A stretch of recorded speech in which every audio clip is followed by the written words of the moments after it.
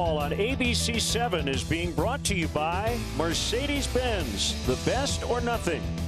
By Keller Graduate School of Management, learn loud. By State Farm, talk to an agent today at 800 State Farm. By Honda, start something special with a great deal on a Honda, now at your Honda dealer. And by Southwest, transparency, low fares, nothing to hide. Could not order more perfect baseball weather here on the north side as the Cubs get set to open this series against the Pirates. We are getting you closer to first pitch here on ABC 7. As Len mentioned, the Cubs already making news today. Catcher Tim Fedorovich has been designated for assignment, all to make room for their prized catching prospect Willson Contreras. Not in the lineup today, but he is now a part of this team. It's our Keller School of Management leaders of the game. Joe Madden talks about how he'll handle make sure that he his latest call-up. Move from one moment to the next. But I promise you, he loves to play, and he will be ready. He will do his best to suck up all this information, and you'll be able to utilize it in the game. I don't anticipate he's always going to be able to do that. So we're going to probably, as a coaching staff, be more proactive regarding helping him during the course of a game. Wow, and expectations for Contreras are that his debut will be even better than that of Albert Almora Jr., and that is certainly saying a lot. Almora was called up after Jorge Soler went on the DL, and wow, he cannot be ignored. Batting .353 over 8 games, already has 3 doubles, 3 RBIs, and 4 runs scored. This afternoon, he will make his debut at Wrigley. This morning, we had a chance to sit down with Almora and hear how things are going as he makes this transition to the major leagues. Well, Albert, what a week it has been for you. A week, 10 days it's really been. What has it been like for you?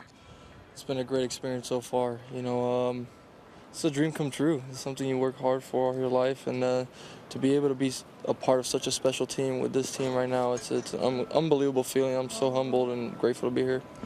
To be able to contribute right away at the plate, especially, I mean, hitting .353 right out of the gate. What has that been like to you, and what has been working at the plate? You know, I'm just trying to slow everything down. This is a great, 40,000 people, but to be able to block that out and to just focus on the pitcher and know the situation and not try to do too much. That's basically what I've been thinking up there, and I'm just trying to let my abilities do the talking and have confidence in myself, and that's about it.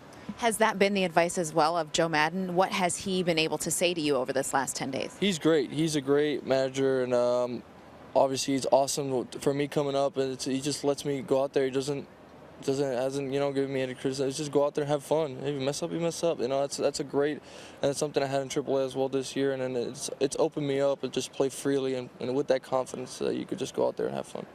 You are no longer the newbie. Willson Contreras joins you now from Iowa as well. What should fans brace for with a guy like this? Oh my God, he's an unbelievable ball player.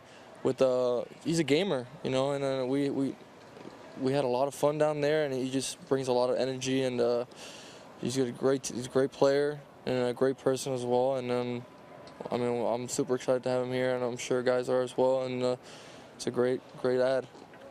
Today you make your Wrigley Field debut. What will it mean to you to hear them announce your name as a part of this lineup? Wow, it just goes back to in June of 2012 when I got drafted, and when I came and took BP here, it's something that I wanted to do. I wanted to play in front of these fans, and to be able to be here right now, it's just, at the end of the day, it's just another game, and it's something we just got to go out there and win. But there's definitely going to be some goosebumps flying around. A lot of emotions for him. Let's take a look at today's Comcast Business of Baseball. This is his bio. He mentioned being drafted in 2012. Cubs' first pick that year. He certainly was impressive in the minor leagues. They knew what they were getting, and it's the reason that they felt he was ready to make this transition to the major leagues, and he has not disappointed. He will bat 5th today and plate right field. All behind that guy, Jake Arrieta. Must-see baseball coming up here as he gets set to take the hill again. Don't go away.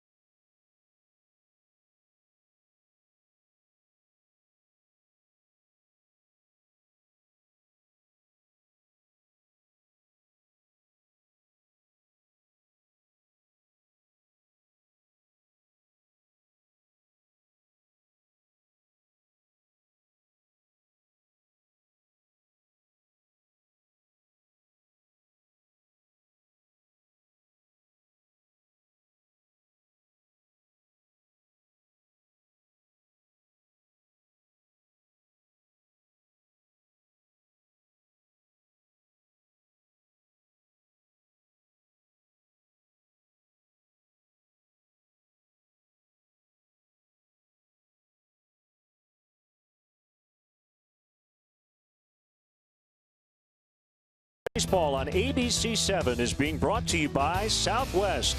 Transparency, low fares, nothing to hide.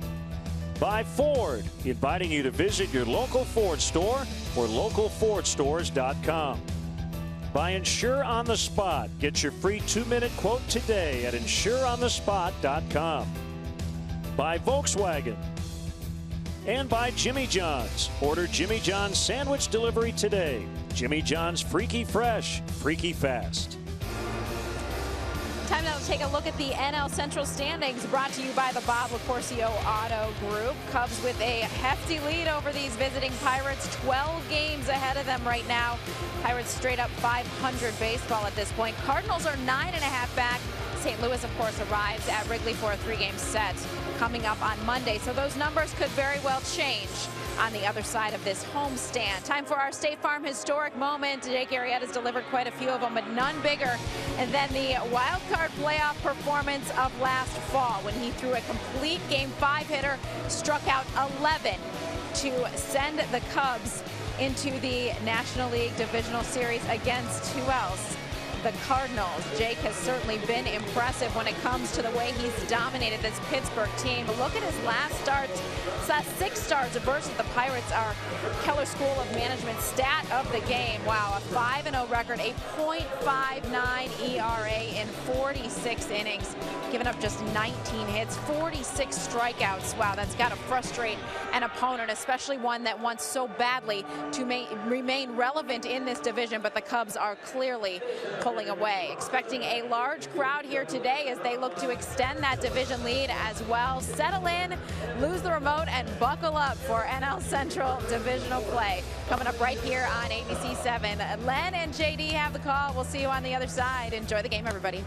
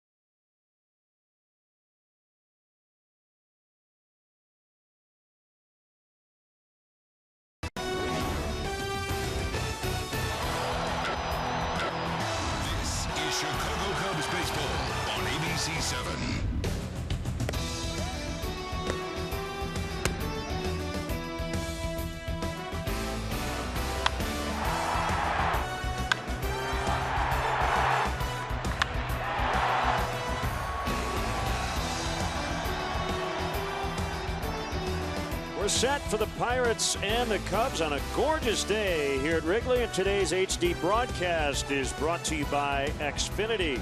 Xfinity X1 will change the way you experience TV. JD, your Mercedes-Benz keys to the game. Well, a couple notable absences from the lineups here today. No Chris Bryant, no Starling Marte. The Pirates have a lot of struggling hitters. Marte's been hot, but he's still a little nicked up. He got hit in the face by a ball the other day in the outfield. Chris Bryant a little under the weather, so his big right-handed bat will be sorely missed against the lefty Siriano. Handle Harrison.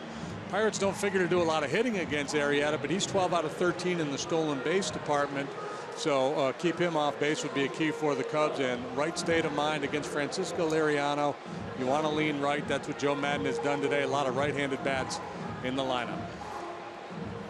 Now the Pirates ESPN 1000 starting lineup. They've lost 14 of 19. They're back to the 500 mark right now, 12 games out. And in third place, Jaso, Polanco, McCutchen, Freese, Joyce, Harrison in the middle, Mercer, Stewart, and Liriano at the bottom.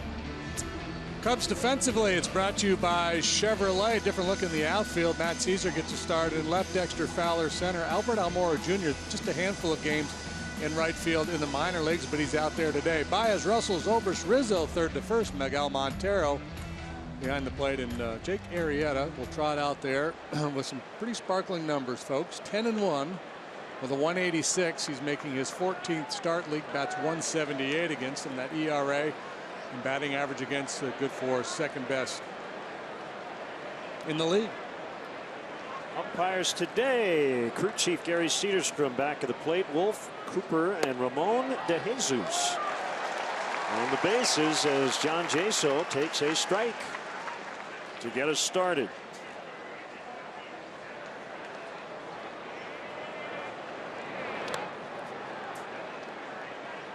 As Len mentioned, Pirates really struggling here over the last couple of weeks and change. They've lost 7 of 8.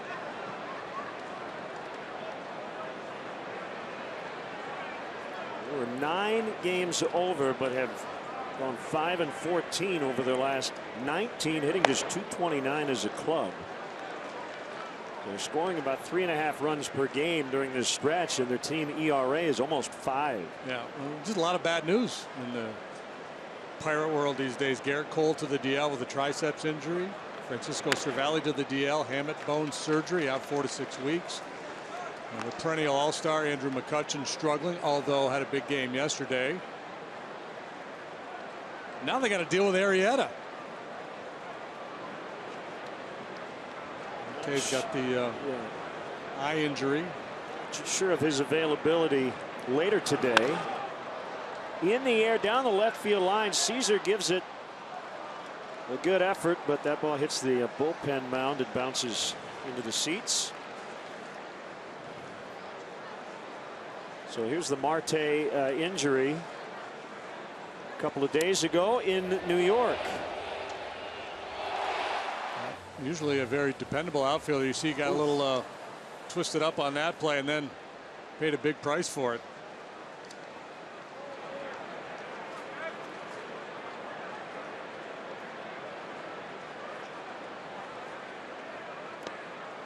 Three and two, not a huge surprise. Jaso has a keen eye at the plate. He's got really good hair. Got good hair. He's got a lifetime on base percentage of .360. Walks almost as much as he strikes out. He's got a cool stance. Probably a lot of kids around Pittsburgh now. Hey, can I grow my hair out and stand like Jaso when I hit? Because it's really cool.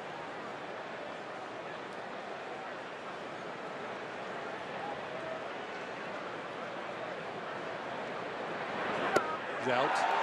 Called strike 3 on pitch number 8 for Arrieta. Let's get into the weather. First pitch weather brought to you by Four Seasons Heating, Air Conditioning, and Plumbing for all the right reasons. Call 866 4 Seasons. Room temperature and a little breeze. Just a touch of a breeze off the lake. Mild zephyr, if you will. Yeah, it's more of a hurting than a helping wind for the hitters. Gregory Polanco fouls out of play. So it was interesting, if you've been following Jake Arrieta, 2 starts ago against the Diamondbacks, he lasted 5 innings, struck out 12 through 108 pitches, and a lot of deep counts. They battled him, fouled off a lot of pitches, took a lot of pitches. And so last time out against Atlanta, it was a completely different game plan for him. He threw about 80% fastballs. Basically, you know, and it's kind of a free swinging bunch there in Atlanta, basically saying, go ahead, boys, let's take a whack at it. Let's move this thing along. So he only struck out 3 in that game, but he went 7 innings through 105 pitches.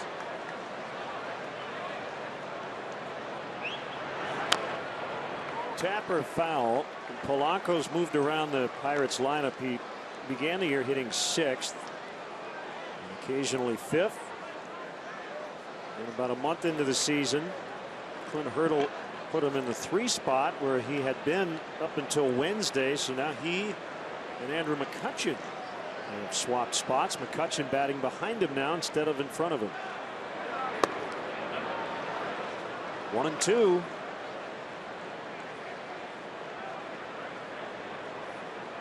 Polanco has tailed off a little bit here of late, but still posting very good numbers. Young, talented hitter. He's learning to drive the ball more.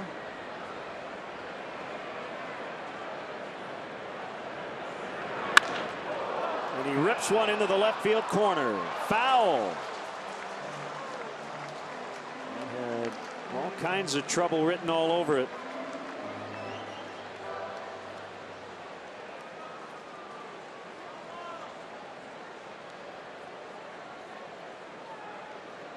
Polanco 4 out of 22 against Arrieta in his career. That's a .182 batting average. You see the splits between the May and June, and he's kind of falling in line with what a lot of these Pirate hitters have done here lately.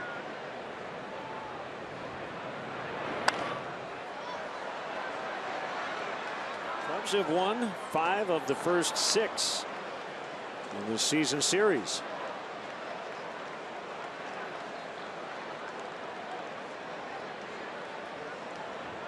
Two and 1 here at Wrigley, 3-0 at PNC Park. At the end of the regular season, it'll be a 19-game season set.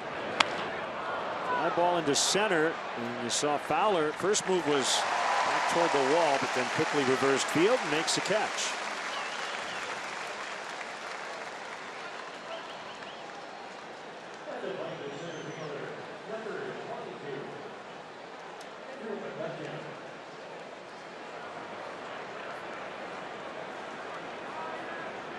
These numbers we could probably do with the Reds and the Cardinals, right? Maybe even the Brewers.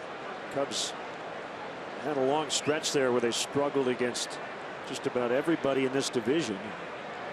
The last couple of years have completely turned it around. Yeah, well, the players will do that. They had some bad teams as they were rebuilding. Well, now they have a very good team. Yep, unusual to see McCutchen in the 240s. He's a career .330 batter in this ballpark. 7 years ago today, he hit his first major league home run. It was off a guy named Francisco Liriano of the Twins.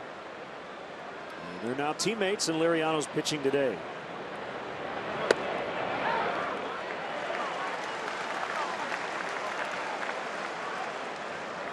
One and two. So anytime they have any kind of little friendly argument, McCutchen always can ultimately play that card. Oh, by the way, yep, you're in my book.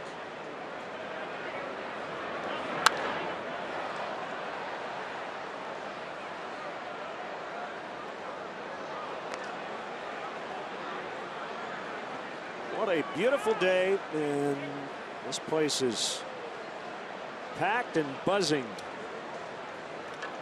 The Cubs are coming off an emotional, energy-charged series in Washington. McCutchen went around. Ball gets away from Montero, and he throws him out. He had to really hustle over there to get the speedy McCutchen. They go in order, and the Cubs are coming up.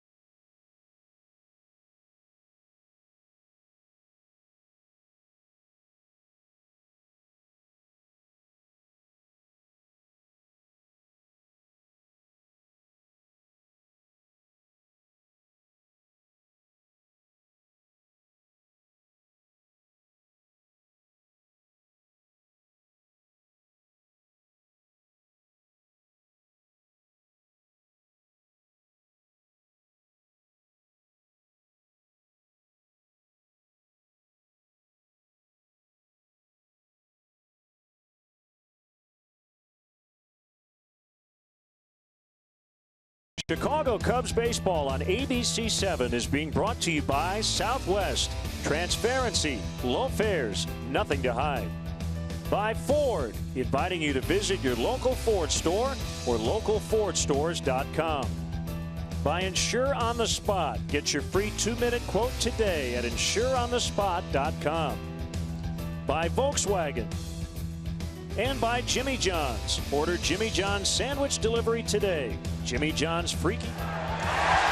Dexter Fowler with a base hit. First pitch swinging as the ball deflected off the glove of David Freese, the third baseman. Well, first pitch of the game for Liriano turns into a base hit off the bat of Dexter Fowler. Even if Freese is able to glove that one, would have been a tough play to get Fowler going down the first baseline. Immediately, Liriano into the stretch. Each of the rest of the Cubs lineup here in a second as Matt Caesar will dig in. No Chris Bryant, stomach ailment today. So Caesar in left, Baez at third, Almora's in right for Jason Hayward, and Caesar launches way back, and it'll go! Before Liriano can even settle in, it's 2-0.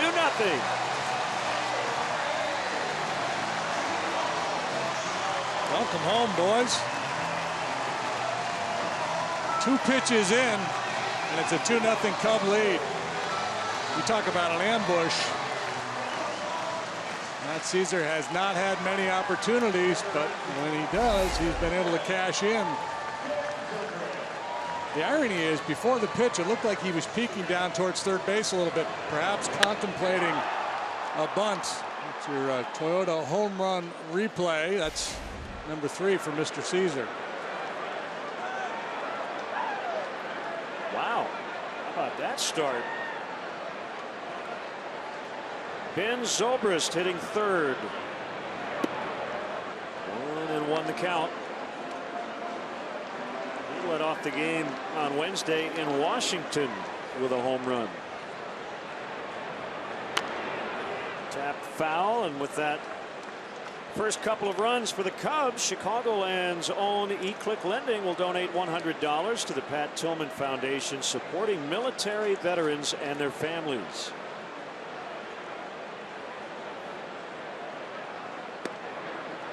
Well, prior to his last start here, this has been a little bit of a home away from home for Liriano. He had a 1.56 ERA in this ballpark through 5 starts, but last time, back on May 13th, he allowed 8 earned runs in 4 2/3, and then greeted rather rudely here this afternoon.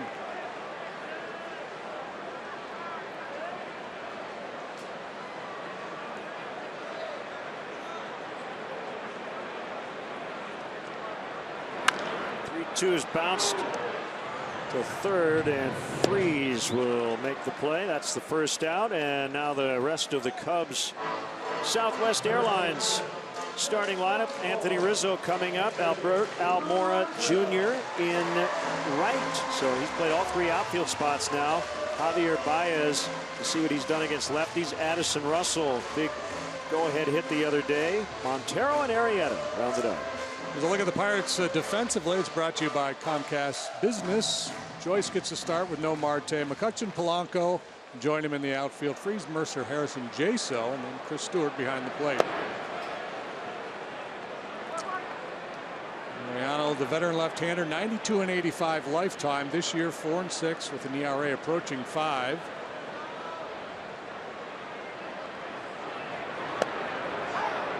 A lot of good work since joining the Pirates, but having a rough go of it this year. Strikeout rate is down, walk rate is up.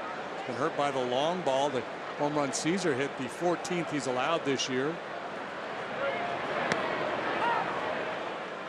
1-2 career highlights for Liriano.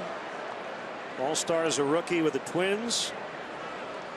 Did have Tommy John surgery after that, and twice has been the comeback player of the year as he makes quick work of Anthony Rizzo.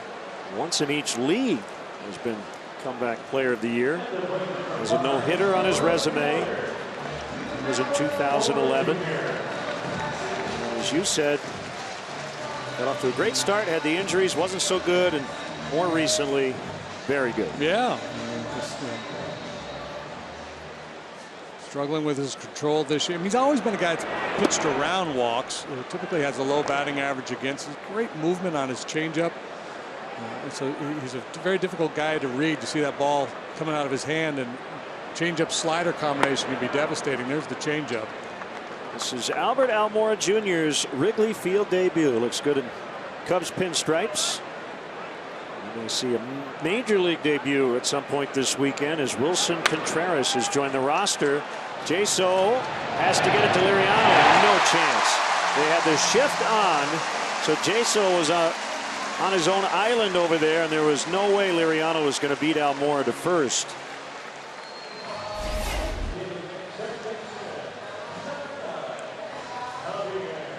No, but it had to be a perfect throw leading him, and even at that, his best option might have been a slap swipe tag. Play needed a little more urgency from everybody involved, but even with perfect execution, they probably don't get him. So another positive result for the rookie Almora.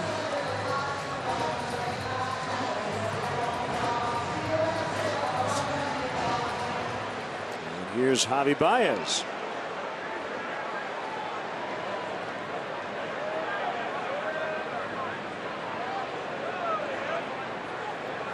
Big lead by Almora. Just expecting a throw, and he got one.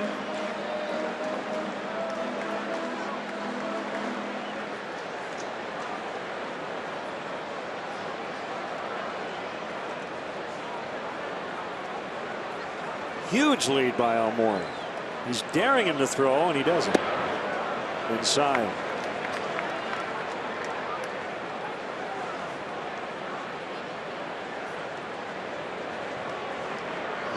Reminiscent of the leads Addison Russell took when he first came to the big leagues.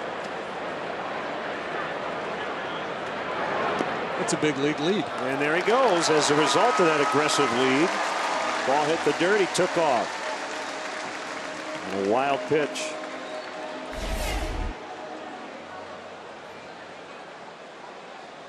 No hesitation. Well, secondary lead, shuffle, keep your eyes on home plate, anticipate that ball in the dirt.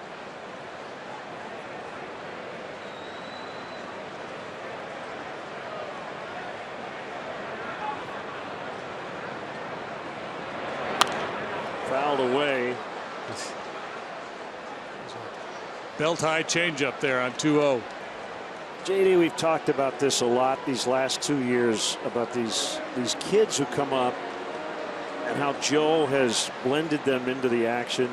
Chris Bryant playing center field within about a week of his major league debut. Kyle Schwarber was hitting second, maybe even lead off a couple of times. Albert Almora batting fifth today. He's not afraid to just basically tell you, hey, you're here for a reason. If you weren't a good player, you wouldn't be here.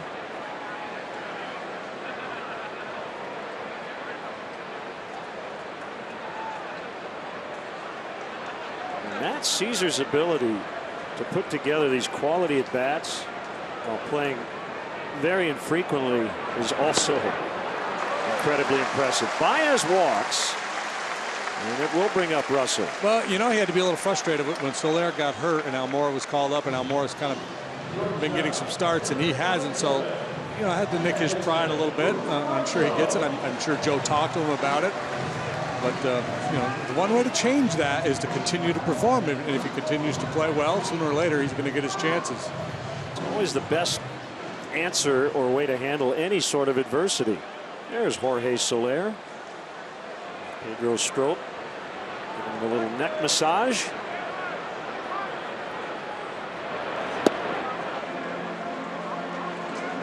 Russell has been swinging the bat better of late and been in a pretty good funk, but over the last few games, positive signs. Well, he had a game-winning hit on Wednesday in the 12th. The Nationals negated that with the 2 runs to win it. And then the rather R-rated Jason Worth post-game interview. That was something. piped in through the entire ballpark. He's pretty fired up. Yes, he was. That's a strike. Now, that game we played in Washington the other day, that's a beat writer's nightmare, isn't it? They had to change their lead and their storyline 3 different times.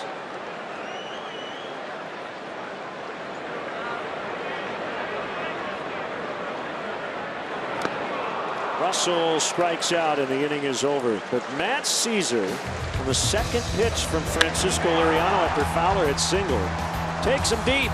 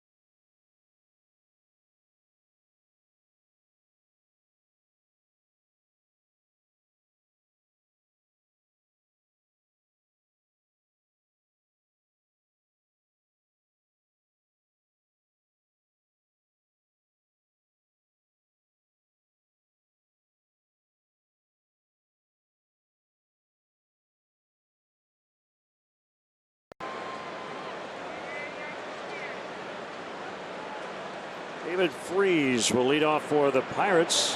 And for Jung Ho Kang today, he swings and misses. 44th start. He was their everyday third baseman to begin the year with Kang on the DL, and has played some first and some third since. 1-1. Mentioned all the fastballs Jake threw last time out against Atlanta, most of them sinkers. He's a ground ball pitcher as well as a power pitcher.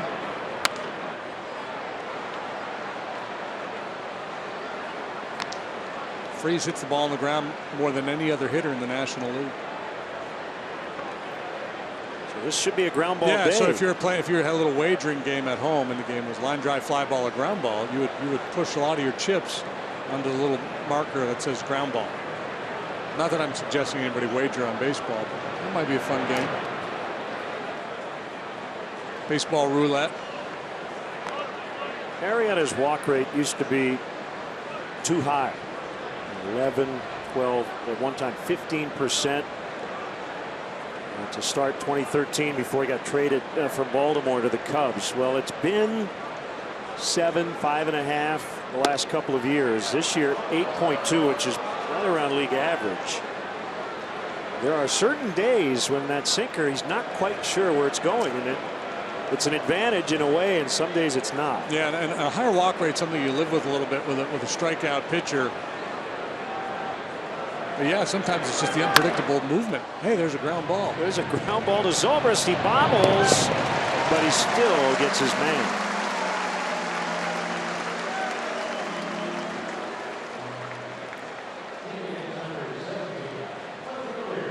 All right, you're 1 for 1. So if you had ground ball to second, if you had on your roulette wheel, you're really a big winner.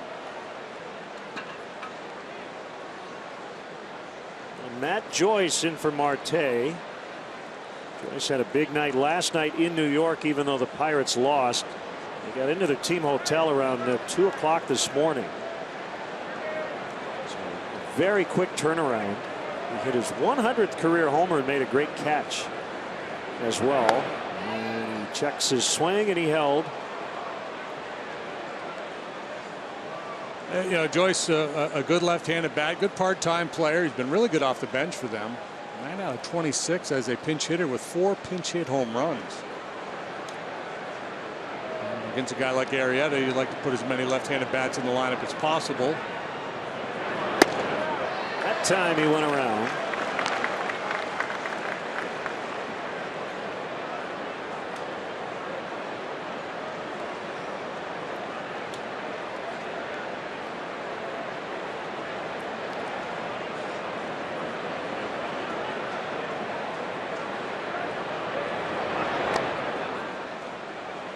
Curveball that time at 82, and it missed.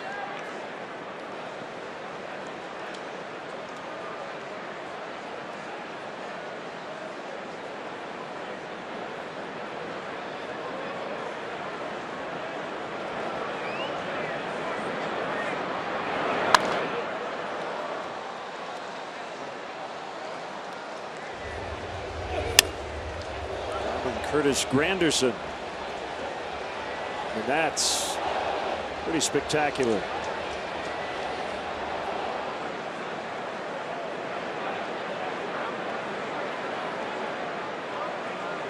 Ran a heck of a route, didn't he? Yep. Swing and a miss, strike 3. It looks like Jake's going to play the strikeout game today. Hey, Cub fans, check out the Cubs blog on abc7.com. Brought to you by Jeff Vukovich, your local nationwide agent, serving the area for 38 years. To join the nation, contact Jeff at jeffvuk.com. Nationwide is on your side.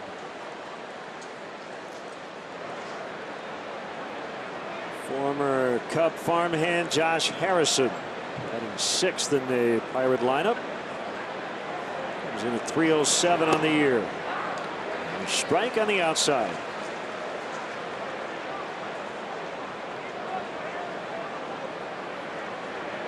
Night games to follow, which is a rarity here at Wrigley Field, but for national TV. 7:15 first pitch tomorrow night. 7:08. Right on the button. 7:08 on Sunday. For the ESPN telecast. I'll turn my TV on early to make sure it warms up.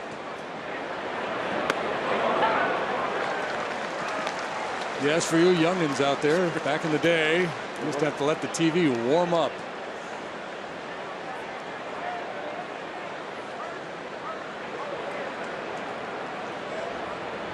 Try to paint that outside corner. A good chunk of the play, but at 95 and protecting against the breaking ball. Harrison a little bit tardy. Because we're not on no television on Sunday, happy Father's Day to all the dads out there, including you, JD. Yeah. Happy Father's Day. And you. Thank you. Herb, happy Father's Day. My dad, Joe. Swing and a miss by Harrison. Arrieta looks sharp early.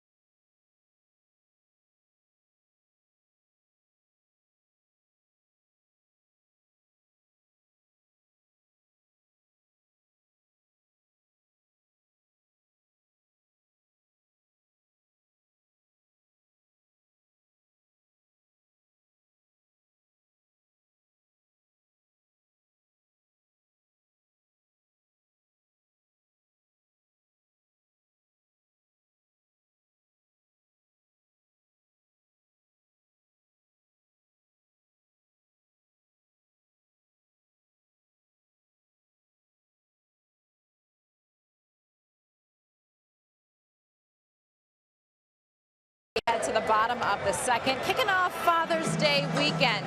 Albert Almora Jr. wishes his dad could be here, but that's not possible. His dad is going through the final treatments of radiation for prostate cancer, a battle that has taught the Cubs' young right fielder a lot, both on and off the field. It's our father-son moment, brought to you by Sports Clips.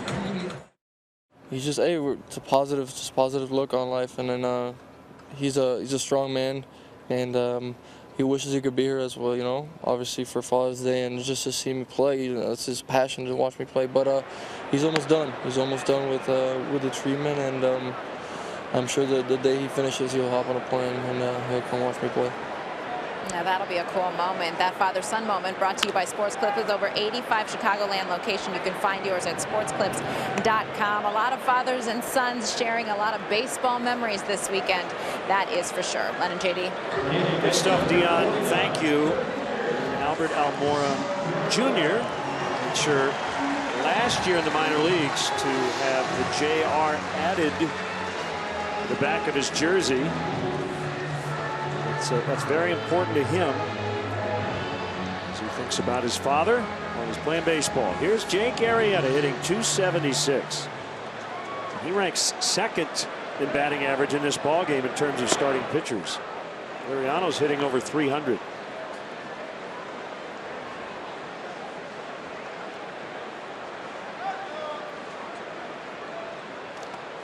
Don't need no stinking DH. Guys clamoring to get into the home run derby now.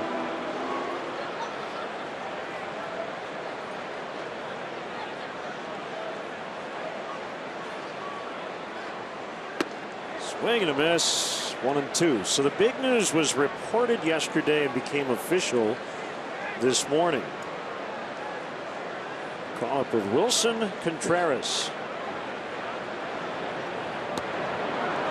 As Arrieta strikes out. Fedorovich had been designated for assignment to make room for the young catcher as he sits right next to, or stands next to Chris Bosio.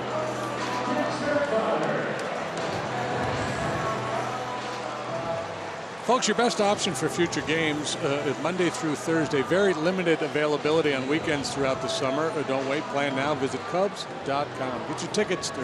They're going fast. So Contreras may get into the lineup in a couple of days. Possibly Sunday, more likely Monday. 24 years old. Was leading the entire system with his .350 batting average. Had a 20-game hitting streak as Fowler lines out hard to Harrison to end the inning. Cubs go down quickly in the second, leading 2-0.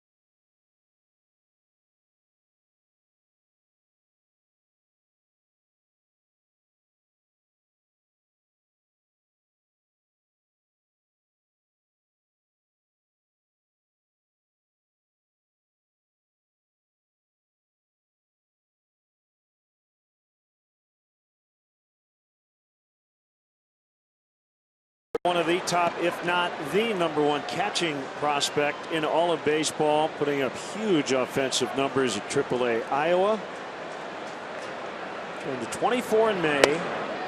He's been in the system for a while. He was signed in 2009. So this is his 8th professional season. He made the move to catching in 2012, so he hasn't done a lot of it. He's still fairly raw back there.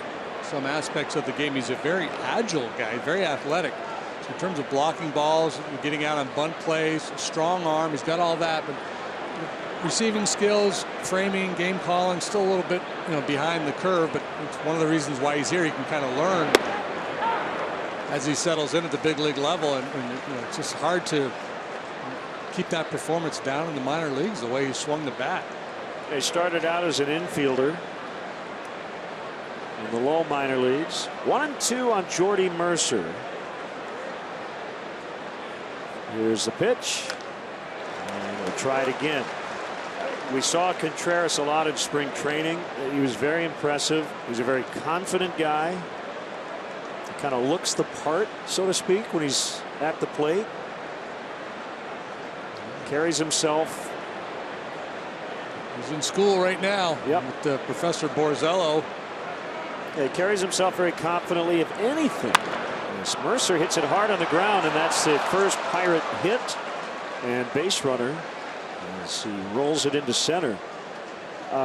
Just calming him down back at the plate. He's a real high energy player.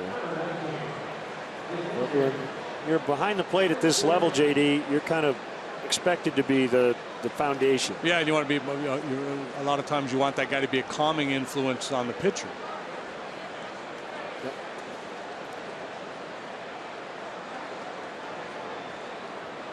There's Stewart. He and Eric Kratz getting the playing time behind the plate with Francisco Cervelli on the disabled list. That's a big loss for them.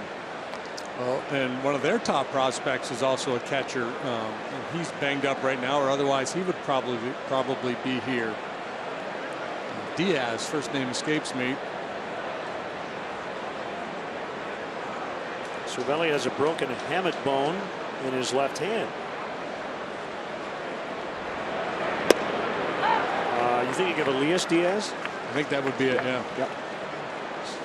Just a couple of games last year at the big league level.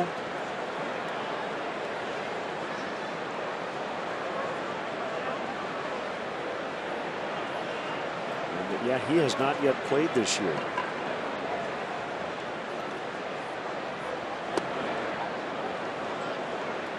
Two balls and a strike. That's a good take there by Stewart. Arrieta throwing that sinker down below the knees, looking for that double play ball.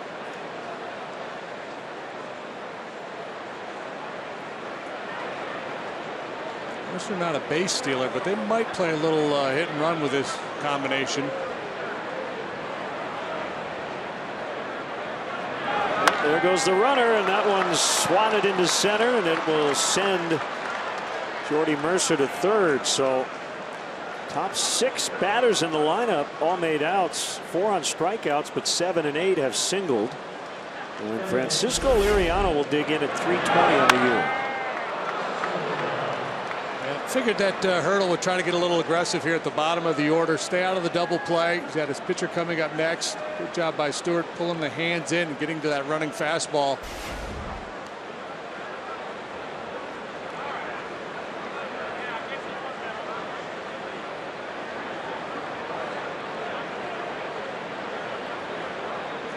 Liriano 0 for 1 as a pinch hitter, .333 batting in the pitcher's spot.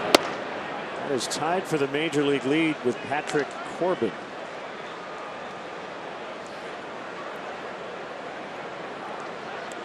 Schofield, the third base coach, with the signs. That normally would be a bunt situation for most guys, but with those numbers that Liriano has posted, it would make sense to let him take a whack.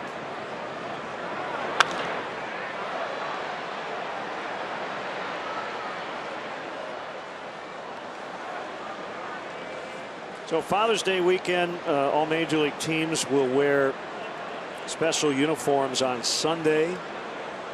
Trying to keep Dad in the game. The Prostate Cancer Foundation Home Run Challenge is going on this weekend. HomeRunChallenge.org. To pledge a donation for every home run hit during this season.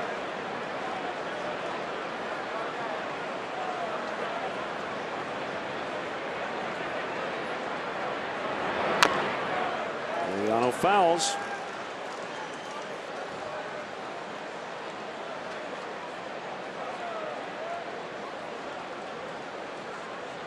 This is the 21st annual Home Run Challenge, benefiting the Prostate Cancer Foundation. We're encouraging kids to get on that website. As Liriano swings and misses, talk about their first baseball experience, how they got into the game, and their favorite batting stance. Yeah, there's a couple contests, an essay contest where you talk about your introduction to the game, and for a lot of kids it's with their dad or their grandfather, and yeah, then your favorite home run trot, whether it be right. you know, a big league player or maybe your own. Really a young fan said he would slide into first, second, third, and fourth. Love it. Has a major league player ever slid into every base in a home run? He'd get drilled in the next at bat, but theoretically he could do it. He could do it. Yeah. Pop-up slides. Jimmy Pearsall would have been a candidate.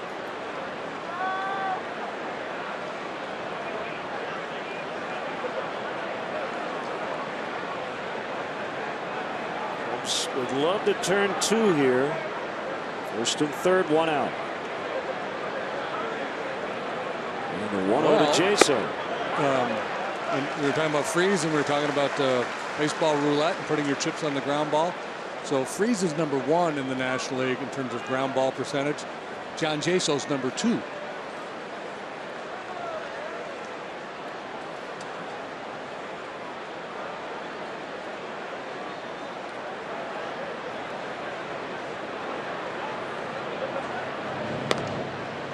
Yeah, might not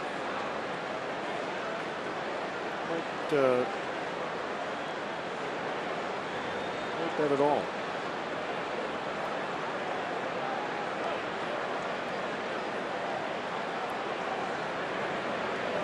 Mercer at third, Stewart at first. 1-2. And so if you're Jaso, that pitch that he just took there is probably the pitch you're looking to get after, something that's elevated that you can stay through the middle of the diamond and try to hit a fly ball. And, you know, at the least, get the ball airborne and drive it to the outfield for a sac fly. He has a tendency to pull a lot of balls on the ground to the right side.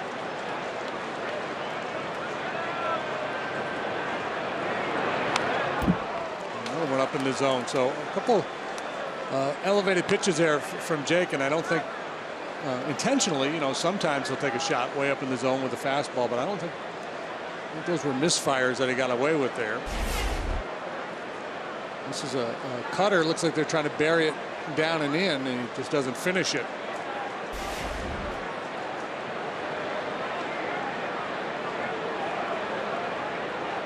Going right back in there. Make the adjustment.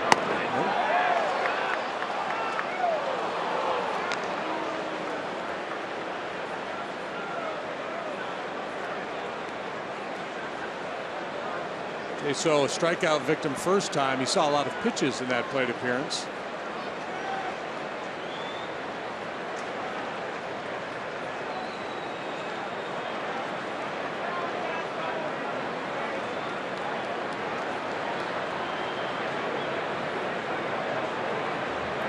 Two.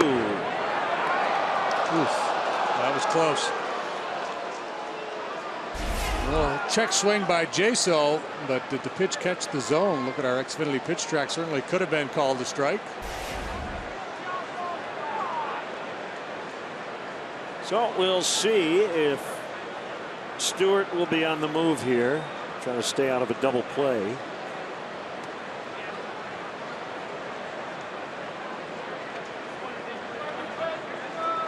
He is not running, and Jaso swings and misses for strike 3.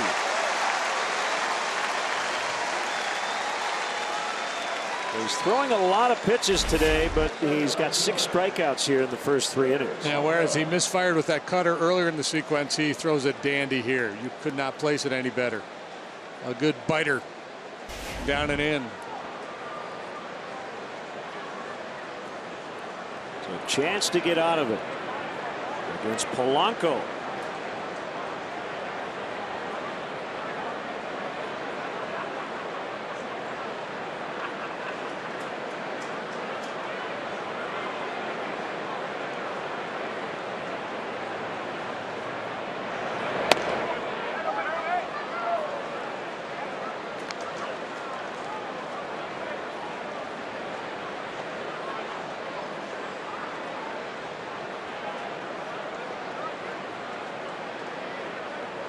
This is looking more like his start 2 outings ago against Arizona than the last one, when he went 5 innings, struck out 12 against the Diamondbacks. 7 innings and only 3 strikeouts in Atlanta, and he threw 3 fewer pitches to get 6 more outs. Yeah, that Atlanta club, very aggressive. They don't take many walks. And his approach was a little different. Like I said, 80 or 79% fastballs in that outing. This is a more patient bunch. And it looks like Gary Cederstrom is not going to be particularly pitcher friendly here this afternoon as well.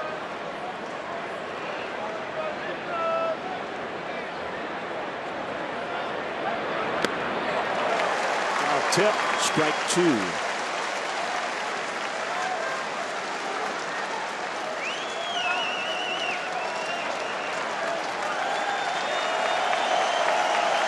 Empty seat in the ballpark. Standing room only. On a perfect day for baseball. Arrieta has struck out 6 already. 6 of the 8 outs he's recorded have been punch outs, and before 1-2. Montero and Arrieta will talk it over. We want to send a shout out. Get well wishes to a big Cub fan and World War II veteran, Richard Rice. Watching today, watches every game from Normal, Illinois. Several of his family members are attending the game and wish him well.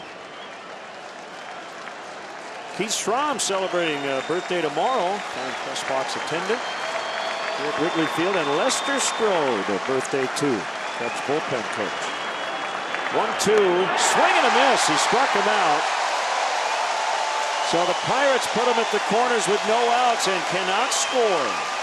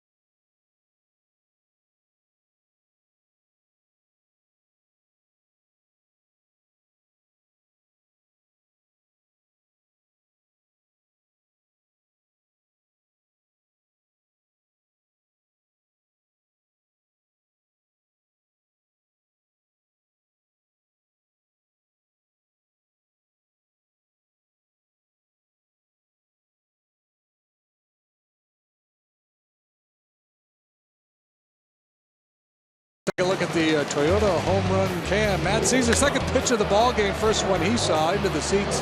It goes for his 3rd home run and a 2-0 Cubs lead. And here is the Toyota home run cam. That's Dave Cella right there. See him in the camouflage hat. He's hard to make out because he's in disguise. Good work, Dave. He's the Toyota home run cam operator. So here is Matt Caesar.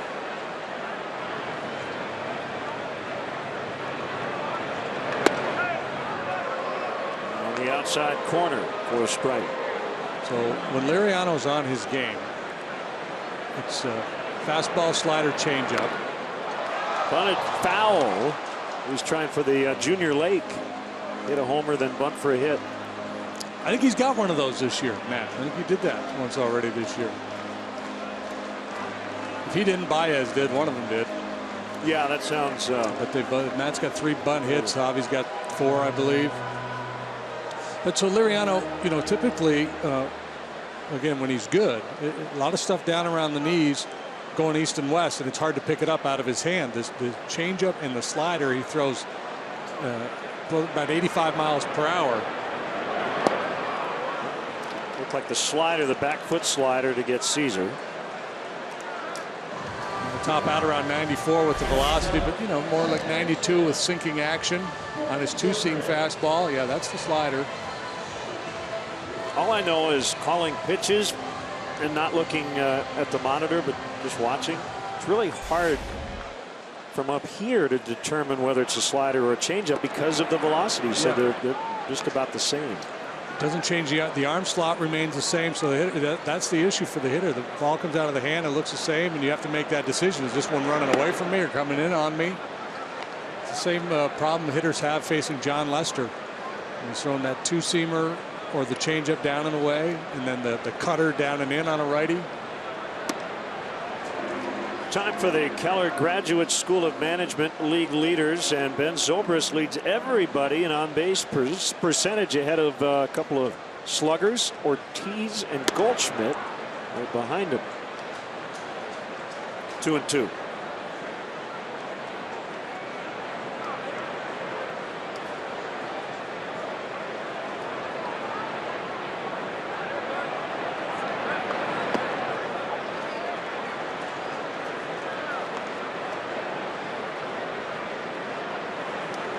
Cubs are 9.5 up on St. Louis, 12 ahead of the Pirates.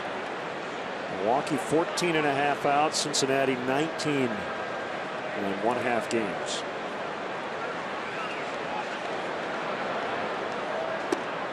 Zobrist swings and misses, back-to-back strikeouts here in the third for Liriano.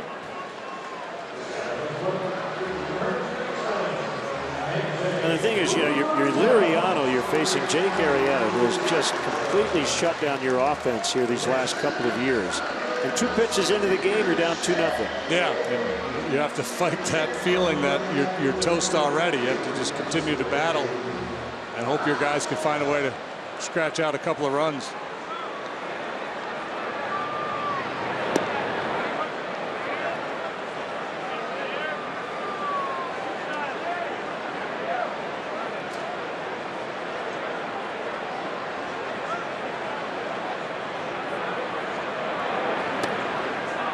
I know you've talked in the past about certain days you get like a 7-0 lead in the third, and as a starter you're saying to yourself, this is a win. I've won this game. Get through my 5 innings. I've got it. Not that you'd ever say it's a loss after 2 pitches, as Rizzo got hit. Yeah, it feels like an uphill battle against Arrieta for sure. Yeah, it feels like you're down 4 or 5 runs when you're down just a couple. Trying to crowd Anthony with a fastball here, and that scare gets him up high, 93 miles an hour, top of the shoulder there.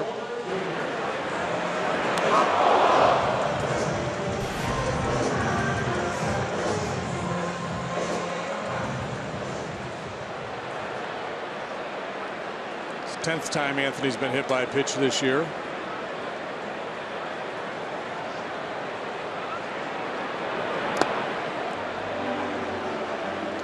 For a ball on Almora Jr. singled and went to second on a wild pitch in the first inning and was stranded there. So looking for his first major league home run.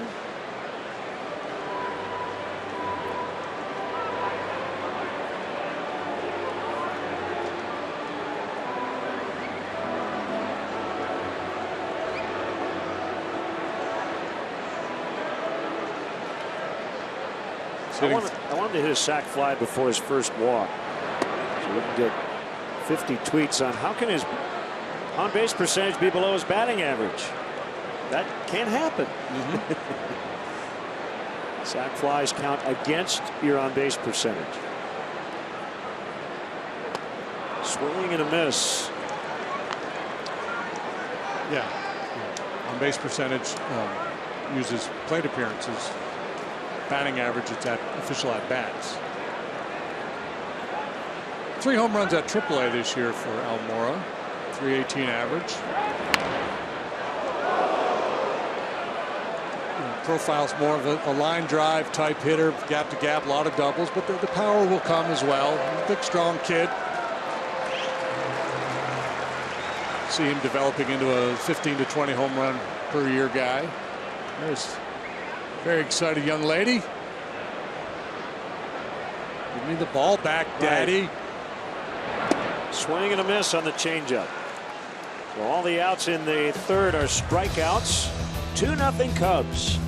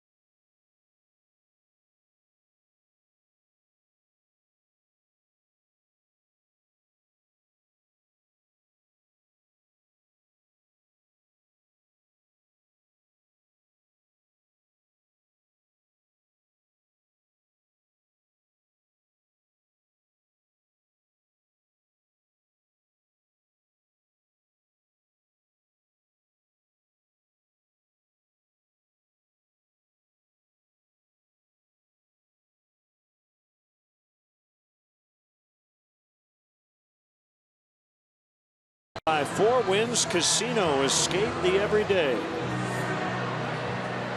Hey, let's check out Jake Arrieta. Painting the Corners brought to you by Benjamin Moore. Paint like no other. Take a seat, John Jaso. There's a good heater with run. Harrison overmatched by the fastball. Jaso for the second time. An elevated heater there to Polanco. 7. 3 innings, 7 punches. Hasn't walked anybody. Couple of hits and 3 consecutive strikeouts last inning after giving up back-to-back knocks. CHN helps the pitch count by grounding out on 1.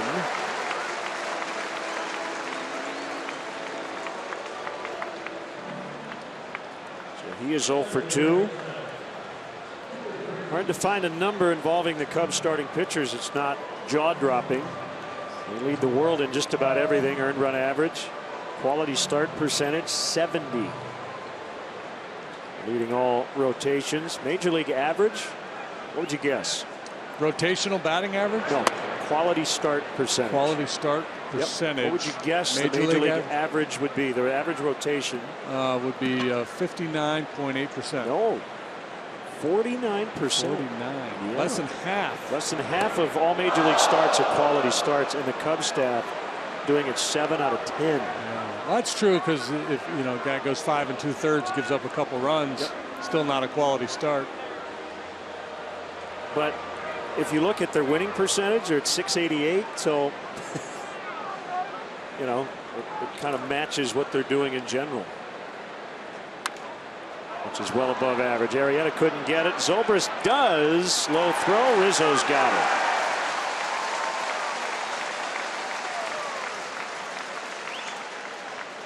Always fun just to watch defenders between pitches and how they set up and get ready. There's Ben going after that ground ball. Works around it. I don't know if Jake got a piece of that one or not. Yeah, he's for a young player. If you want to come to the game and watch how a big leaguer gets ready to play, watch him pre-pitch. He's always engaged, never gets caught by surprise. When you see him in front of the Cubs home dugout 15-20 minutes before the first pitch, he'll be playing catch with a teammate, and he gets the ball and immediately throws it like he's turning a double play. He doesn't catch it and look it in and find the four-seam grip and then casually throw it back. He gets it, boom, throw. Yeah, he's always working hard. We noticed it the other day. He was working hard in the on-deck circle.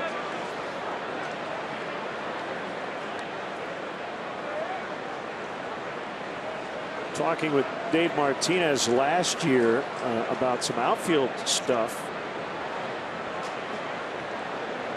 But there's kind of a routine defenders have to stay engaged. And he talked about your circle, right? That you can walk around in between pitches just to kind of relax, and then once you get in your little circle, that's when you engage. You get to your normal position, get on the balls of your feet, moving forward as the pitch is being delivered.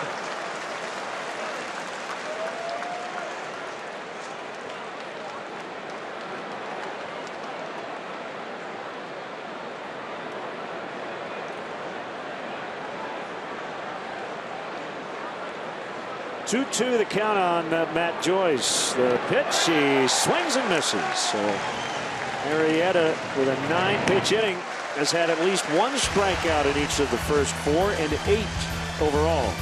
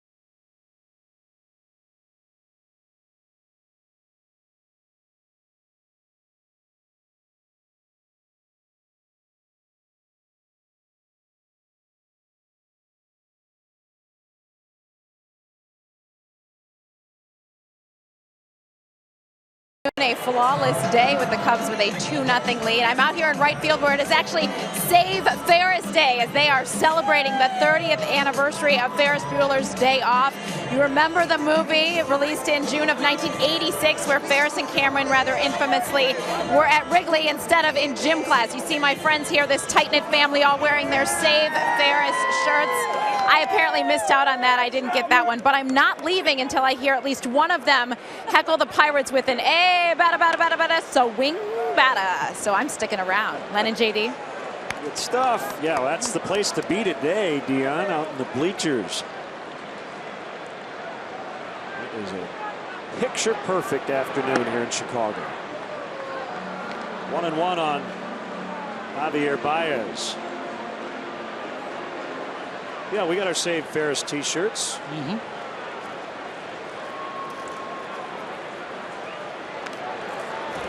Great giveaway today.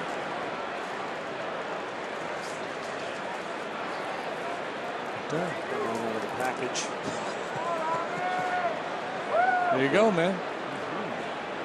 Oh, hope my dad's not watching, because here's your Father's Day gift, Dad. What about the hat? Yeah, I can give him a hat. That's a good idea. Oh. We also need to talk about voting for the Cubs for the All-Star game. Got what, 2 more weeks of voting, end of the month? Yeah. We got our coffee mugs here. And got some stickers. Got some I voted stickers. So it's like MLB.com/vote. It's like a public television fund drive up here. We've got the t-shirts, the coffee mugs, got a tote bag.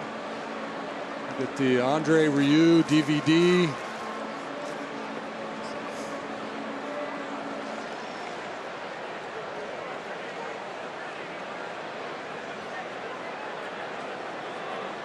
Best of Downton Abbey, season 4. That hurt.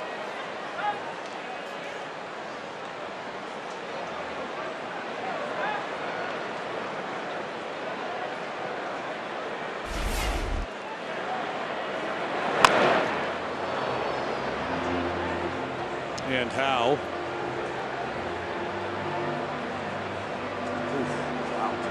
Back of the leg.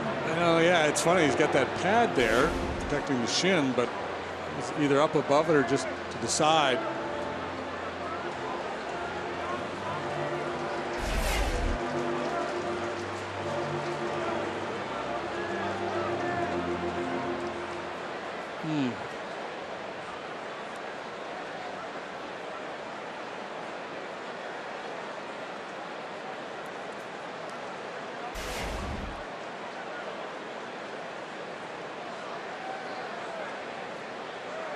Full count on Baez. Here's a pitch.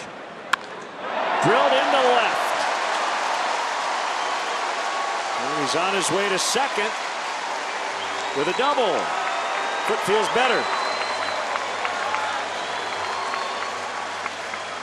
And certainly the brain feels better after enduring the pain. So lessen it some. Good swing of the bat. Good start to his day. Walked last time. Leadoff double here. It's still barking a little bit, you can tell, as he breaks things down heading into second base.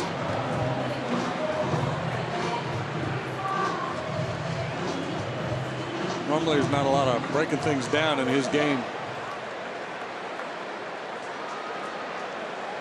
Here's Addison Russell. Changeup misses outside, ball 1.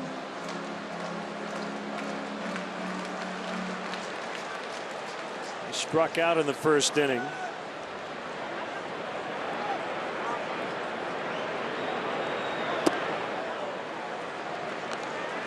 Two and 0.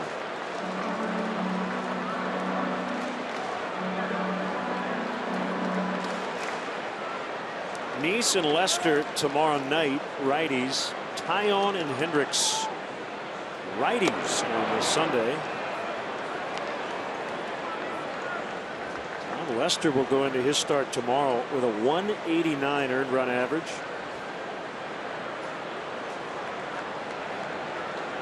And I know you're pretty interested in seeing young Jameson Taillon pitch. Yeah, he's one of the positive stories for the Pirates here. They've had a lot of injuries and other things negatively affecting their ball club lately, but Taillon's been a very good story.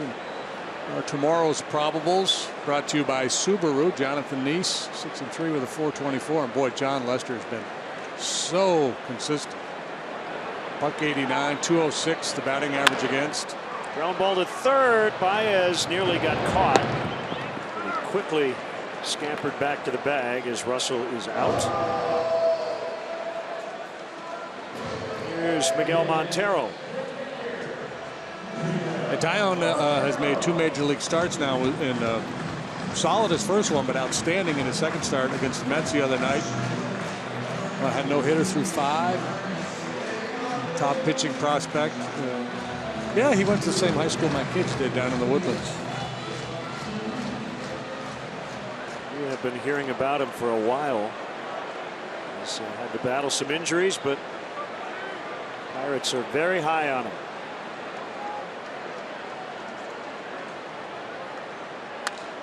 Montero grounds to Harrison with Baez moving to third, 2 outs.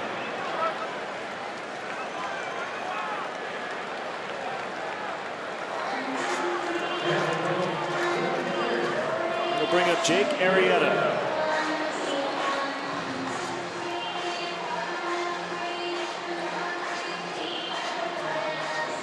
Hate to waste that leadoff double. It falls to Jake now to keep the inning going.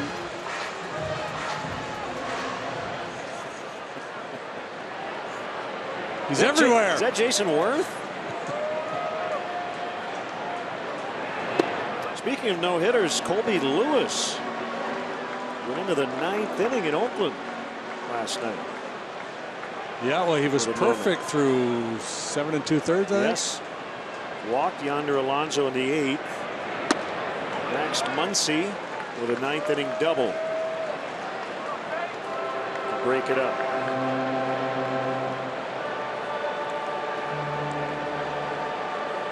See, J.D. Martinez broke his elbow. Yeah. It's bad news for the Tigers. Surgery for him. He'll be out 6 weeks probably. David Wright having neck surgery. Wow. Mariano can't find the zone here. Now, this is interesting. But you would assume no green light for Arrieta here. But I would not be stunned to see him take a whack at one.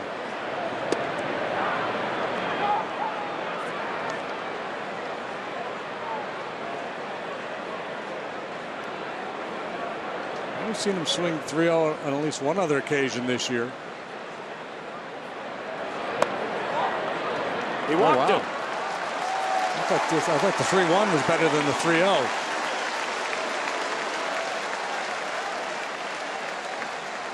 I thought the 3-0 might have been a little bit outside. Let's see where the 3-1 is on our Xfinity pitch tracks. Yeah, that's a good pitch. Got squeezed. Fowler will bat. He's 1 for 2. The out he made was a line out to second.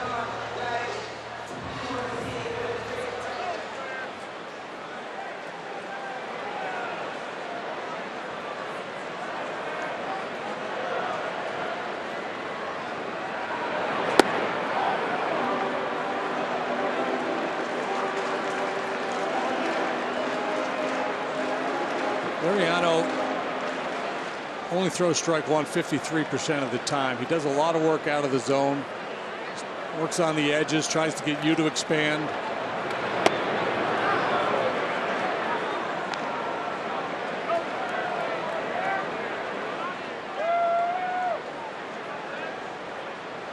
Seen him pitch a lot of low run, high walk, low hit games. He just doesn't want to throw the ball over the plate very often. He's willing to walk guys, not give in.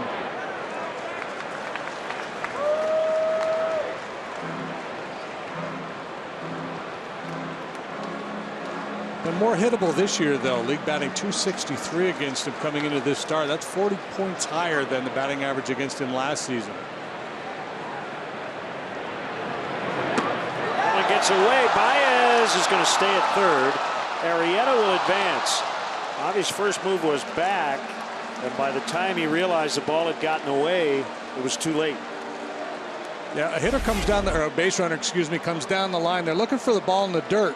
Well, once they see the ball that's not going to be in the dirt, they want to make sure they can get back to third base. So a lot of times you'll see base runners fooled. You see the aggressive secondary he's got. So he knows he's drifting pretty far away from third base there. And as the ball is, belt high as it gets towards home plate, your natural reaction is to start to work your way back to the base. If you read breaking ball in the dirt or ball in the dirt, you continue to lean and come forward to see if that ball is going to get away.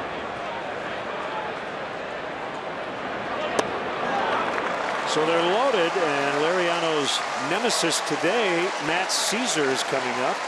Caesar got him for a first pitch home run in the opening inning. Well, this inning is kind of blown up on him. Walked the pitcher and then fouled him.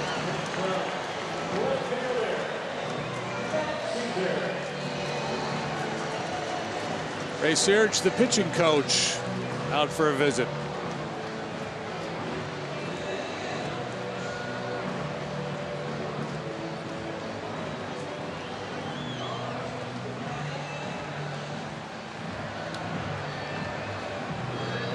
Talking exit velocity, brought to you by Toyota. This one moved pretty fast, 101 miles an hour off the bat of Matt Caesar for a home run.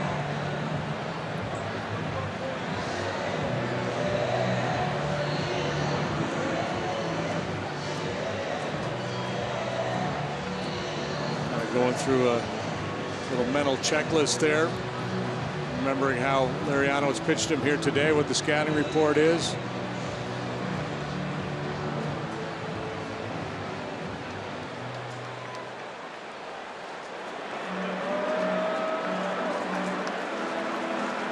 Small sample, but impressive numbers with the bases loaded.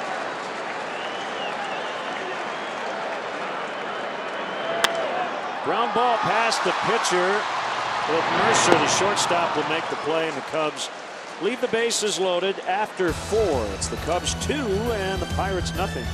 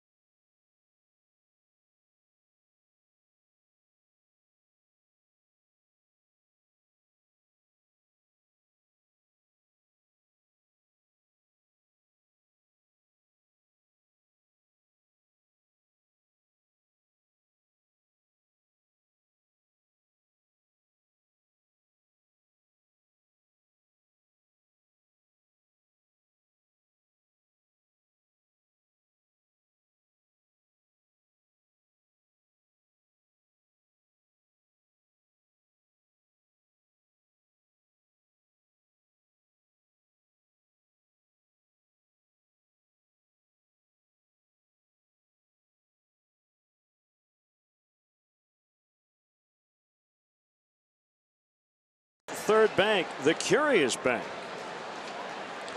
Hey, let's take a look around Wrigley Field for the State Farm neighborhood fans of the game. There they are now. There's some more. She got a ball earlier, I remember that. Yeah.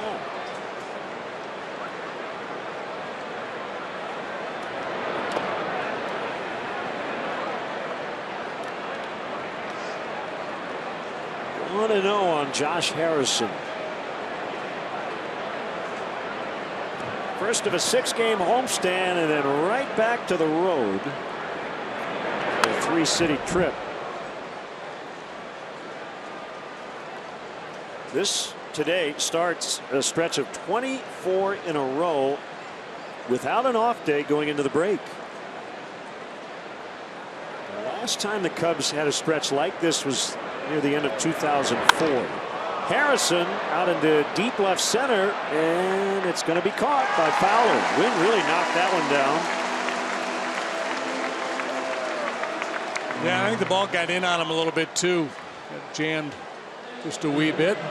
24 games in the next 24 days. 3 + 3 + 4 + 3 + 4 + 3 + 1 + 3 equals. I'm gonna go with 24. You are correct. Do some serious ciphering there. Boy, another long trip. That 3-city trip. Just coming off one and right back out for another lengthy trip.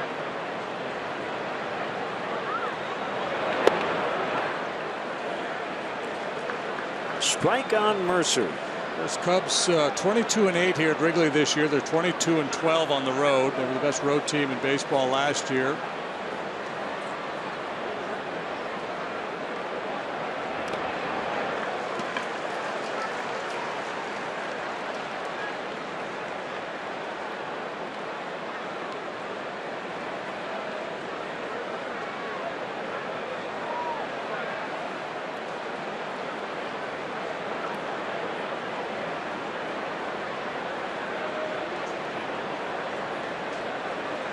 Two base runners for Pittsburgh.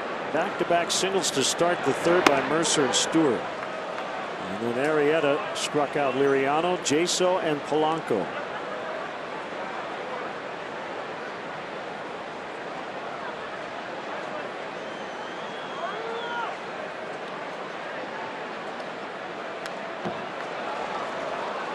As the Cubs' schedule soften a bit after the break. They have a great stretch. They'll go from July 15th, first series after the break with the Rangers here, until August 4th, which is an off day. All at home except for 5 games, and those 5 games are 3 in Milwaukee and 2 on the south side of Chicago. Right. Yeah. That hit the knob of the bat. Knobbed him.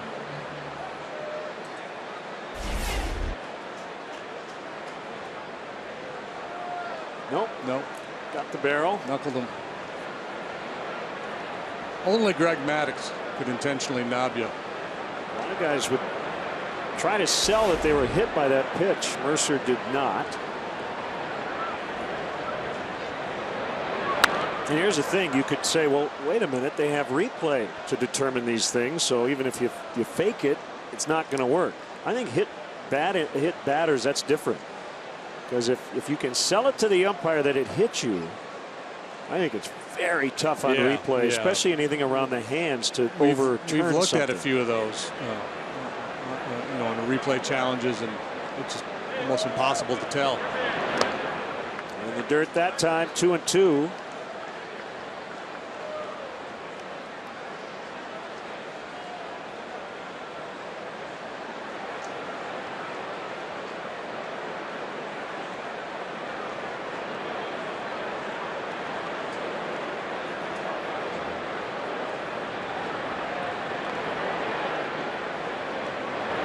Swing and a miss, strike 3. It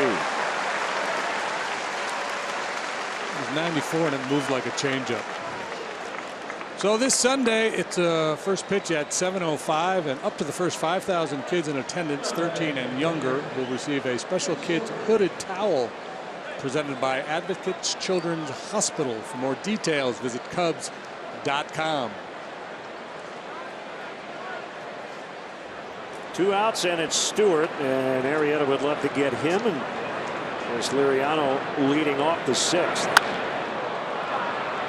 that will happen as Fowler has to come in. Chest high catch, inning over. 5 in the books, 4 have been 1-2-3s for Jake.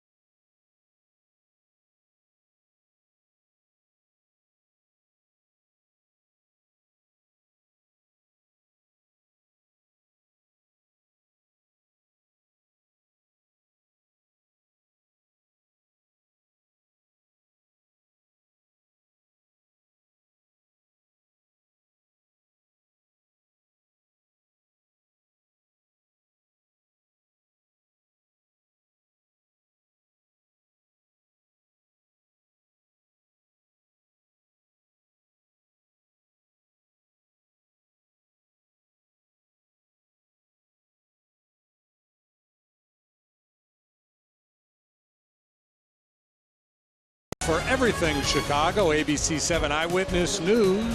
Weeknights at 10 with Kathy Brock, Alan Kraszewski, Cheryl Burton, Jerry Taft, and Mark Gingreco. They'll give it to you straight, folks. Happy birthday.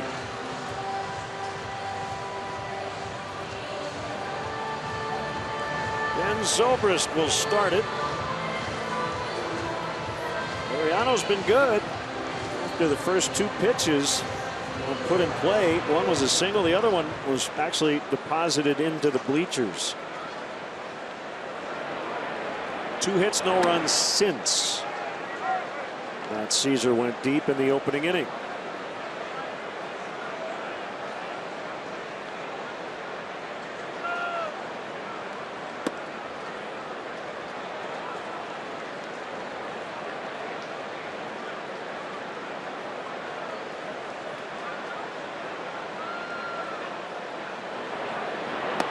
As it stands right now, the Cubs' entire infield, first, second, third, short, would all start in the All-Star game.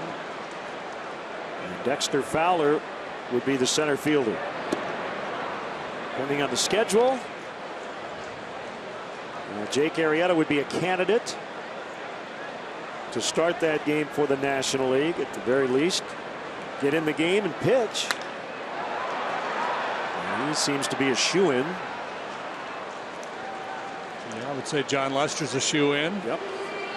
Certainly can make a case for pretty much everybody in the Cubs rotation, the way they have performed. So already you feel like there are 6 almost not guaranteed, but close to it.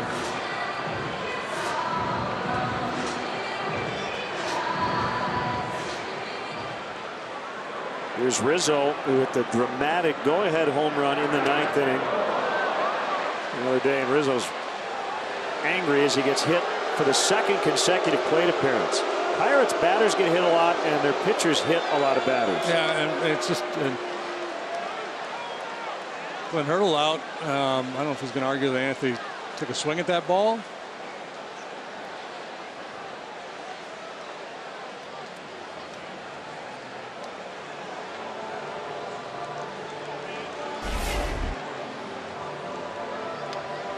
Time he got him up in the back of the shoulder. That time hits him in the chest as he's opening up, starting his swing. And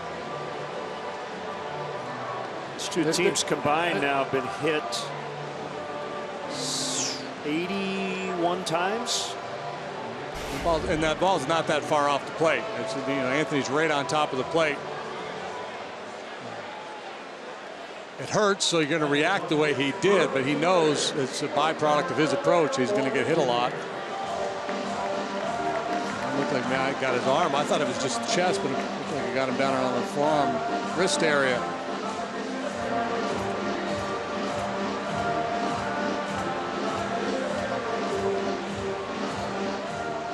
If I were him, I'd be padded up the way he stands right on top of the plate. He won't do it. I know, and my fear is he's going to catch one on the hand and break a bone and miss a month. 1-0. On Almora.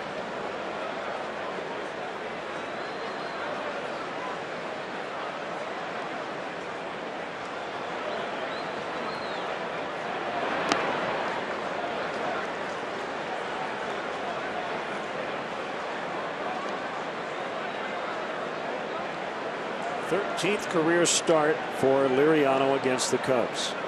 Very familiar with Wrigley Field. It's 3-0 now. A guy who hasn't walked yet at this level. Rizzo has been a hit by pitch magnet here his last couple of years.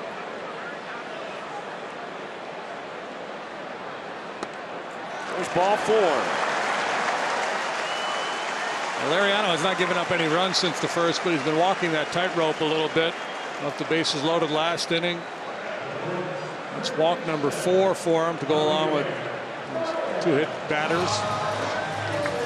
Jared Hughes, the big right-hander, starting to loosen.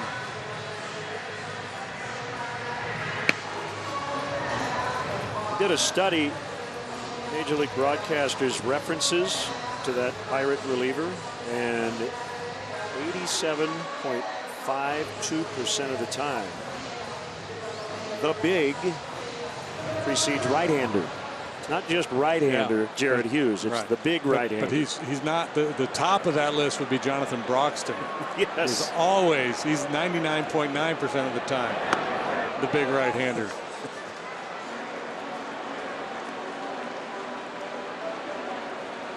When Michael Wirtz pitched here, 68.2% of the time, I said slider specialist. Michael Wirtz. Baez hits it high in the air out into right center. Circling is McCutchen, and he's got it. Anthony still massaging his left arm out there. Now that one stung. To get the feeling back.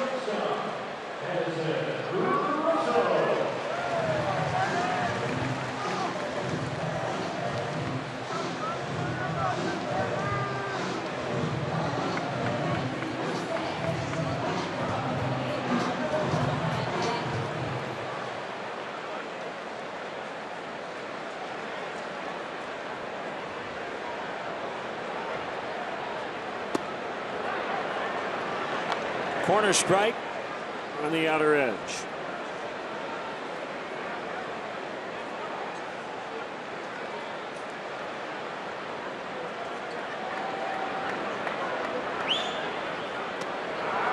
Oh, 2. Michael Fulmer will face the Royals tonight in Kansas City. Tigers and the Royals, and the young righty. 28 1/3 scoreless going in. 7-1 on the year with a 252. Popped him up, but this will get back to the seats off of first. Yeah, they got him from the Mets in the Yoenis Cespedes trade last year. Former first-round draft pick. A trade that certainly benefited the Mets last season with all the damage that Cespedes did, and they have the Mets. Everybody knows about all the talented pitching they have. So with that depth, they were able to move Fulmer for Cespedes. Kid's doing a heck of a job for Brad Ausmus's club.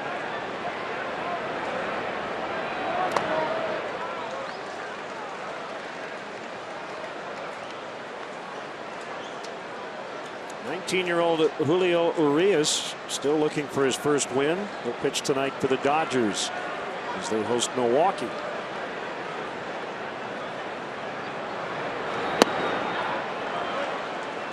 Russell able to hold on appeal.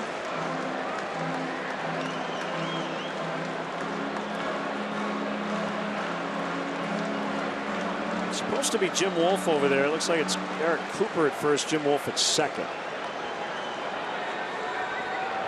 So if you keep track of these things, you can make that switch.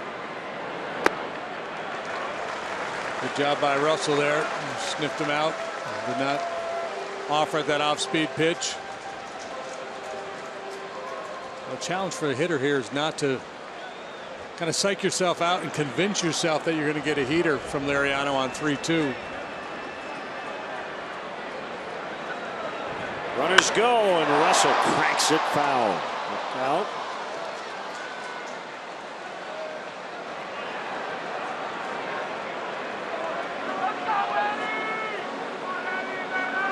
Expecting about 40,000 at the Trop tonight. Giants and the Rays. It is Pride Night, and it's been dedicated to the victims of the mass shooting in Orlando last weekend. They had a moment of silence before our game here. And they're loaded up. No hits in the inning. A hit batter and 2 walks.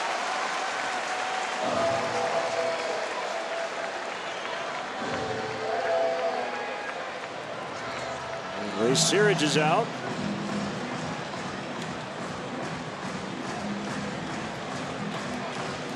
Maybe sensing a little frustration in Liriano, wants to change the vibe a little bit.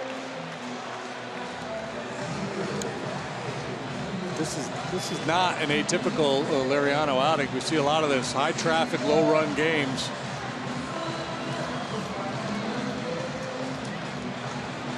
Let's check out the Jeep out of town scoreboard. This is the only game going on right now, but tonight Texas is in St. Louis. So what's going to happen, JD? Cole Hamels has won 7 straight decisions. Michael Wacha is 0-6 over his last 9 starts. Cardinals will probably win.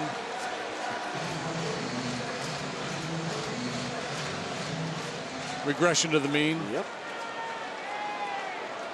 Montero twice on the ground to the right side today. And a strike called.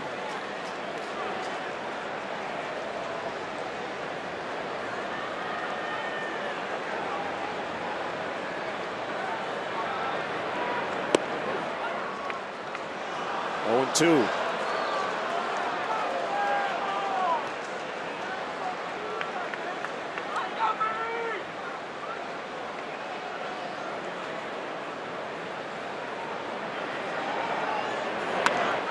On the hands and popped up, foul ground, and a few rows in.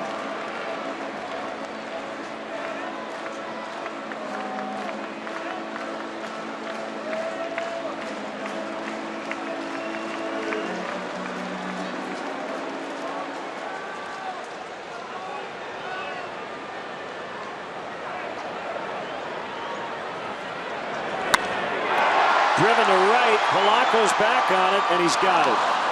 Top spin line out to end the inning. Cubs leave the bases loaded for the 2nd consecutive inning.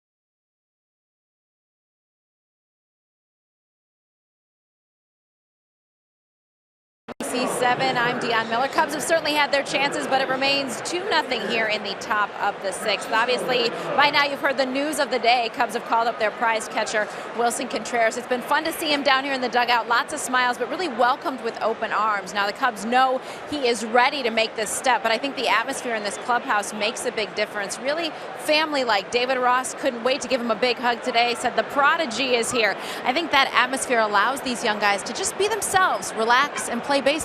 It's why we've seen Albert Almora Jr. just burst on the scene the way he has this week, guys. Thank you, Dion.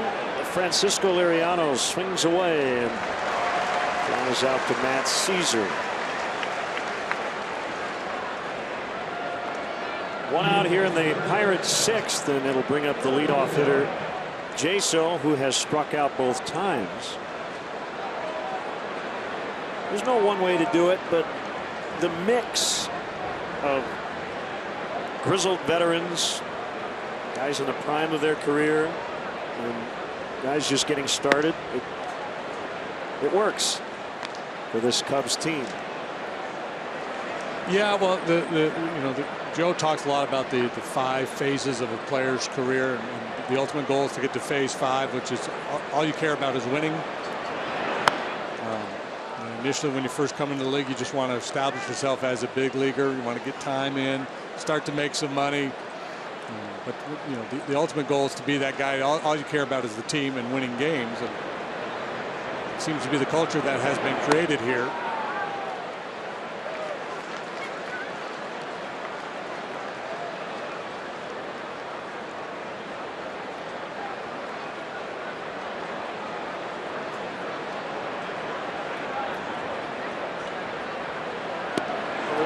The different thing about this sport versus a lot of other team sports is that there is some selfishness that you want in players.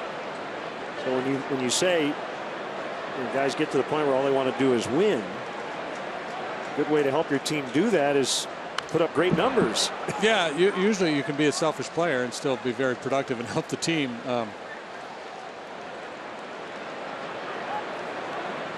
And there's a certain amount of peer pressure when you've got a group that, yeah, I'm going to lose some at bats to this guy because I'm not going to play every day for this reason or that reason. The manager likes this guy defensively a little bit better than me.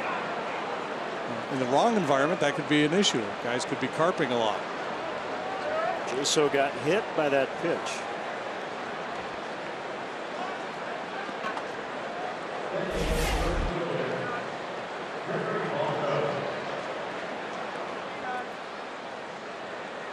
Left foot. Arrieta has not made many pitches in the stretch here today. A couple of base runners back in the 3rd. That's been it.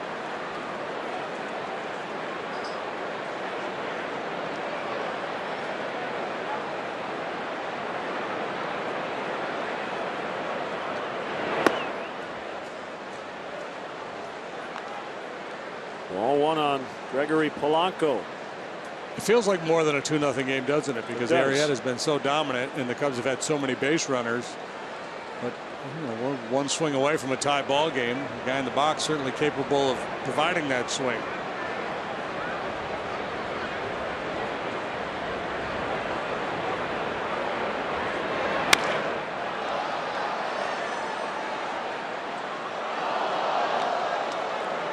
MLB.TV Premium, the #1 live streaming sports service, delivers everything you have come to expect and more. Watch every out-of-market game live in HD on over 400 supported devices.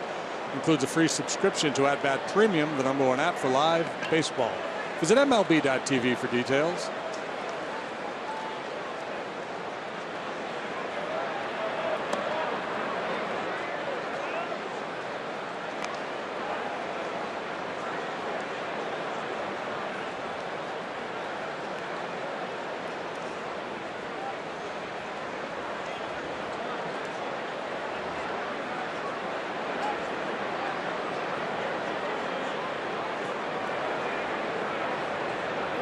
Ready for 2-1.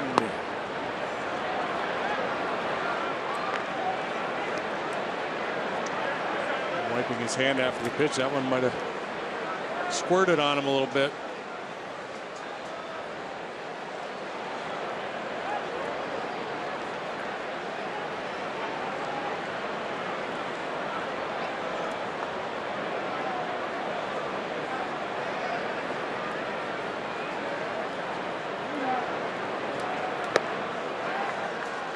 Full count, 3-2.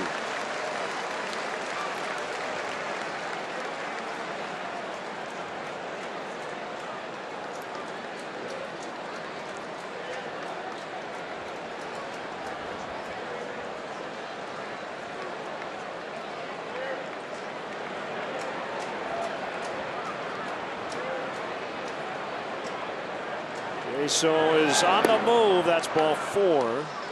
And it's Arrieta's first walk. So the Pirates rallying without a hit like the Cubs did in the previous half inning.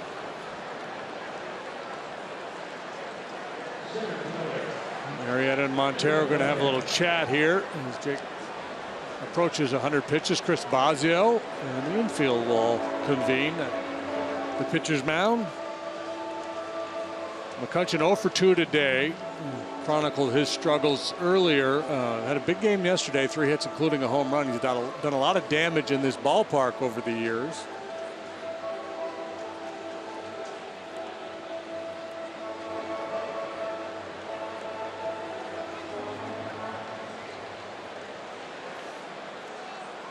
McCutchen a strikeout victim first time. Last time first pitch swinging, grounded out to third base.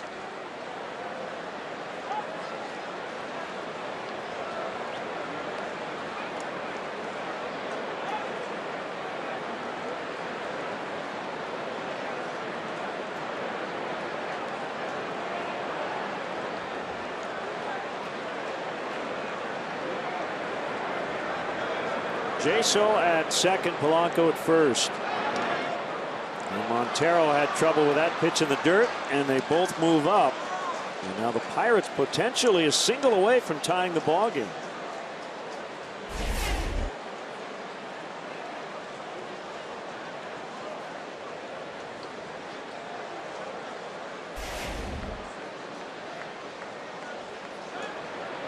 Cubs will keep their infield back.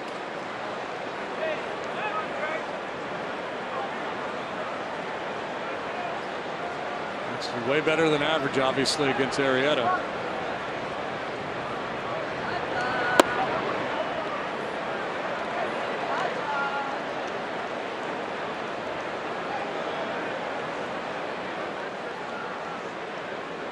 Well, he could be really cautious here with McCutchen if he wants. He's got Freese, the ground ball hitter, on deck. Freese has already hit 2 ground balls today. As per your instructions, 3-0. And we see some guys stretching out in the Cubs bullpen. Liriano hit for himself to start this inning, really having to labor to get out of the last 2 innings. He's at 98 pitches through 5. Arrieta will throw number 98 here to McCutchen. And it's taken for a strike.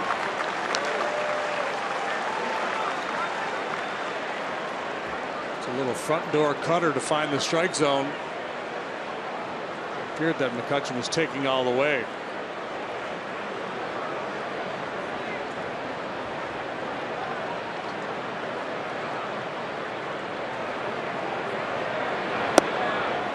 And they're loaded. Good batter and 2 walks. That sounds familiar. Yeah, I think, and the McCutchen walk, once the wild pitch moved the base runners up, I think Jake's mindset was, I'm just not going to give in. McCutchen is willing to expand his zone to try to drive a couple runs in. I'm going to let him do it.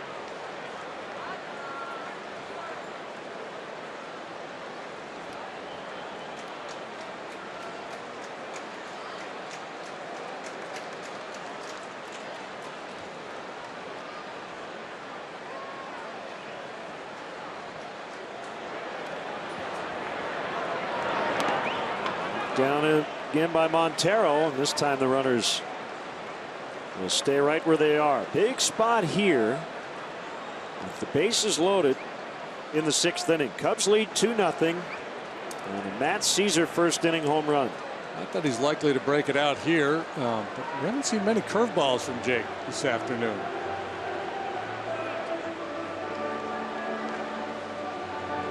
There's Trevor Cahill.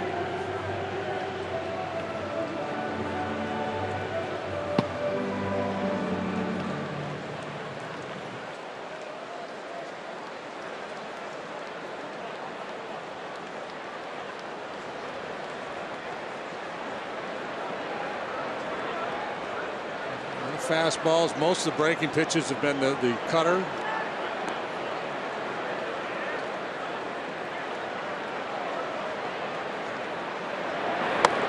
There may have been a changeup or 2 that the computer missed. Not many. It's like I said, there's been a lot of heaters, 2-seamers, sinkers.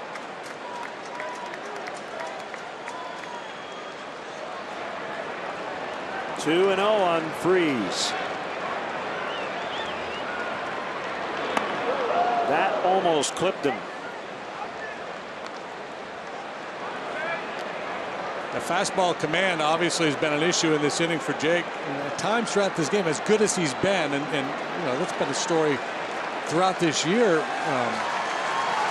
His own assessment is, yeah, the numbers were good tonight, but I don't think my fastball command was as good as it can be.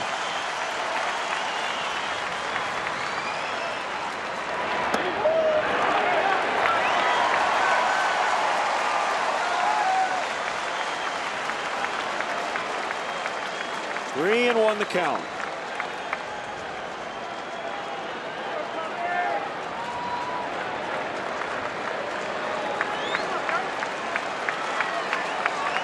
Here's the pitch. Swing and a miss. 3-2. He's got greedy. Went out of the zone.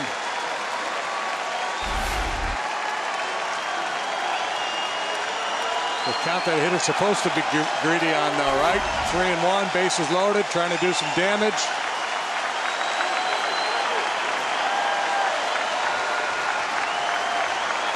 Crowd is up.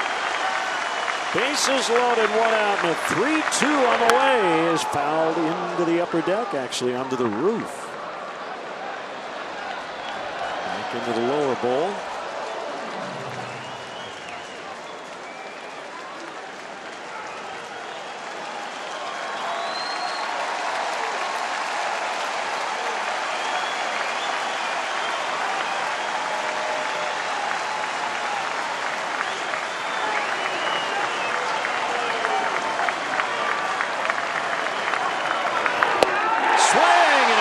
He comes back to get him. 2 outs in the inning, 10 strikeouts on the day.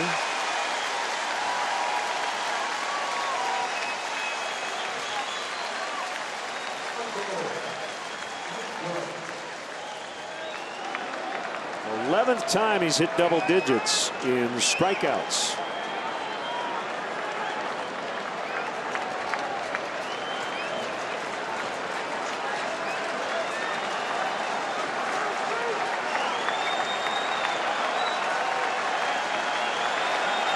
Joyce with good numbers against Arrieta, but you've got to go back a few years for a lot of that success. 7 out of 17 coming into today.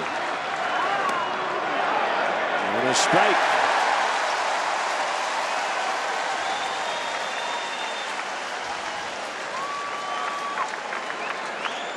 Joyce isn't buying it. Thought it was off the plate or maybe up.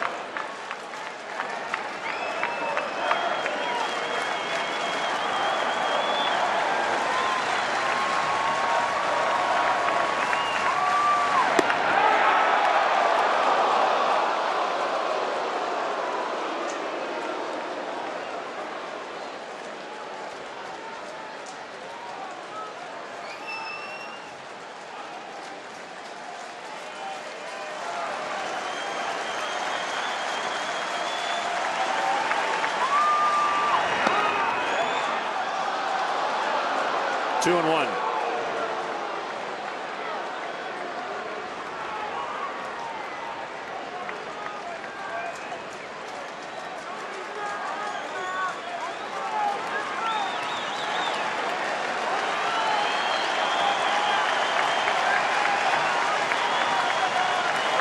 Kick and the offering. It's 3-1.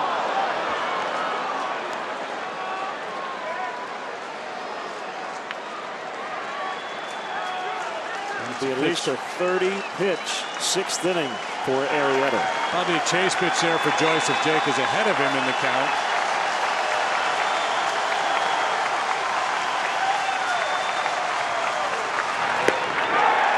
Three and two. Well, when he's needed to make a big pitch, he's done it. There's 2 or 3 times in this inning.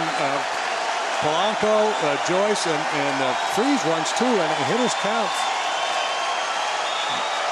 Taking 3-1 fastballs.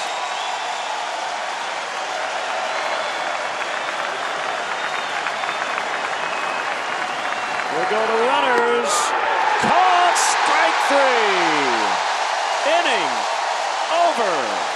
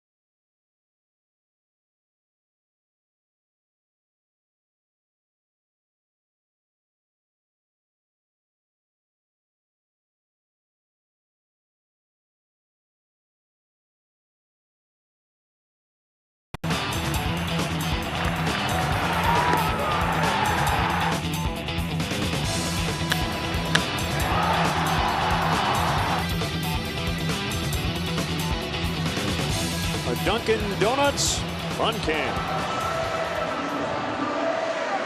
I think we should each get a vanilla frosted while they play there. Absolutely, yeah. That's a good idea. Donuts Fun Cam. You fly, I'll buy. The one around the corner? Yeah.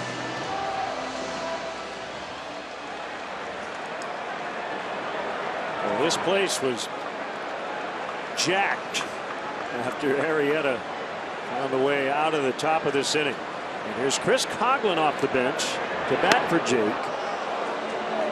He ends up with 6 scoreless innings on just 2 hits, 11 strikeouts. He walked 3.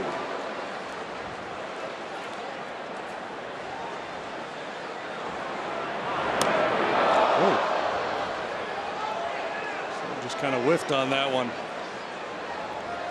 Yeah, all those pitches there in the 6th kind of meant that was going to be it for Arrieta, but huge pitches at the end to get out of that mess, maintain the 2-0 lead. Coghlan with a ground ball the other way for a base hit. Hustling around first. He's going to try for 2, and the throw airmail second base. Matt Joyce had a definite play on Coghlan, but made a terrible throw. If it just got away from him.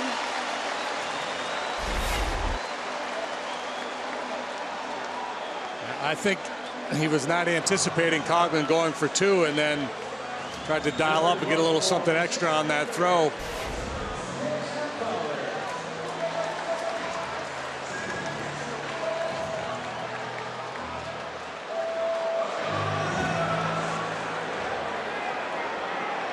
Cubs have had a lot of traffic in the last couple of innings, but have not been able to push through. One on Fowler.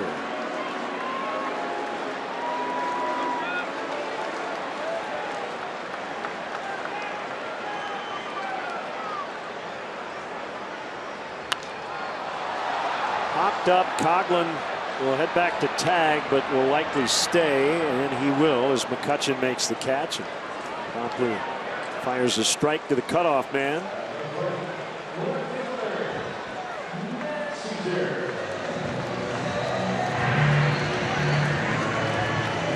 Lukey is up in the Pittsburgh pen. Our starter. He really should be a loogie, right? The Lukey. Oh, yeah, he would be a perfect loogie. This is a 2-0 game because of Matt Caesar's first inning home run off Liriano.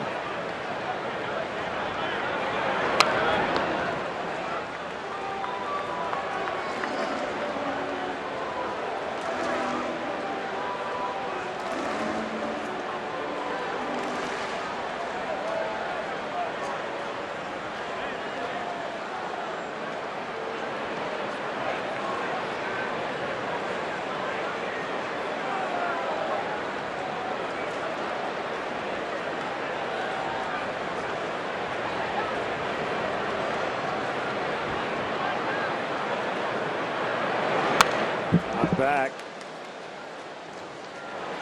Joyce pretty deep out there and left. McCutchen and Polanco not nearly as much.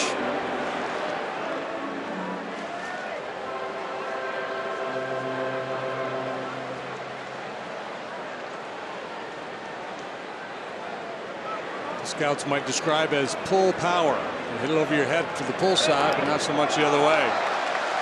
Wild pitch sends Coughlin to third.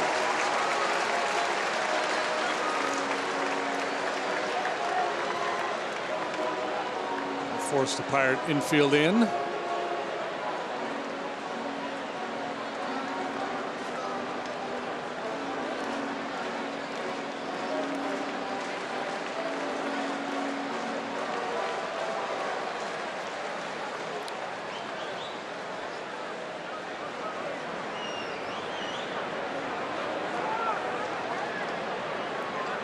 Infield in, a 1-2 count on Caesar. Would love to add to their lead.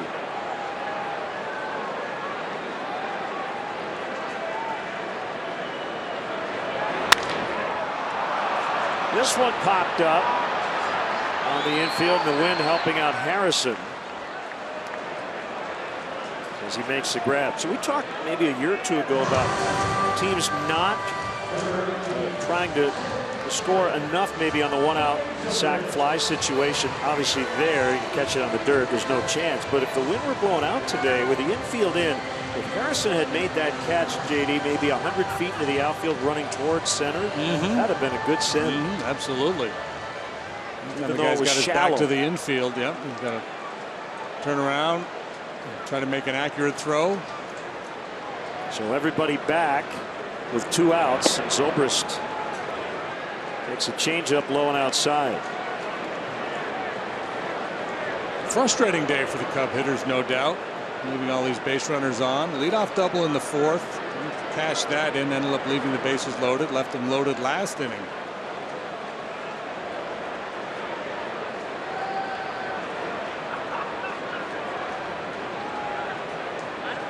Looking for a hero.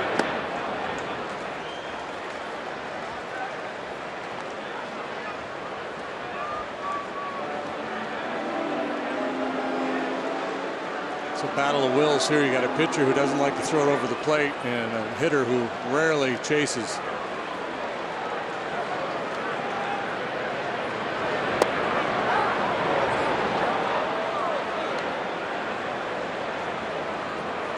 Barry Cedarstrom might be the toughest umpire for Rick Fuse, who has the quickest trigger finger among all scoreboard operators. Zobrist into center and a base hit. Here comes Coughlin.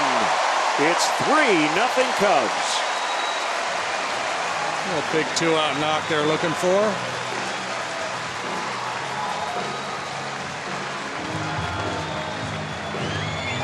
That will end the afternoon of Liriano.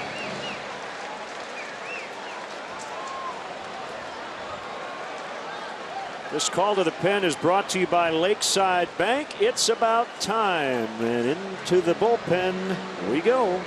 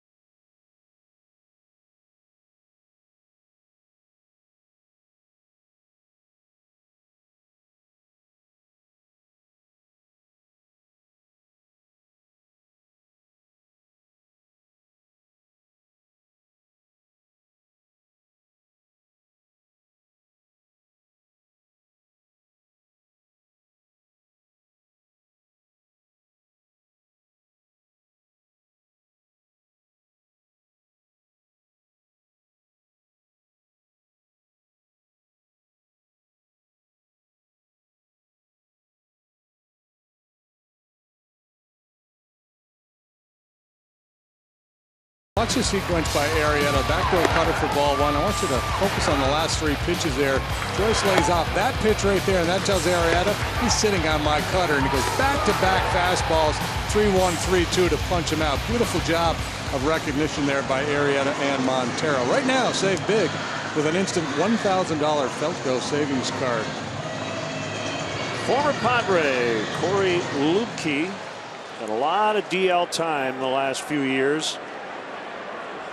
For elbow problems this year, a hamstring issue. Missed a month on the DL. And a first pitch strike on Rizzo. Zobrist at first after knocking in the Cubs' 3rd run of the day.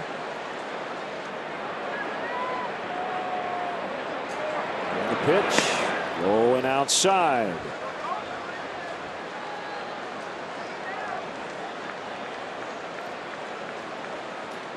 The Buckeye,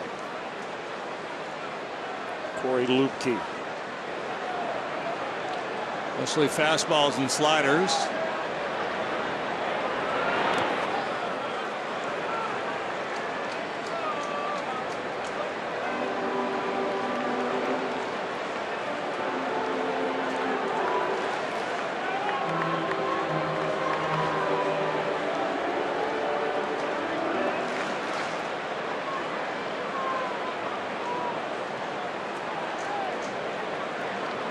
He had a long way back from a couple of Tommy John surgeries.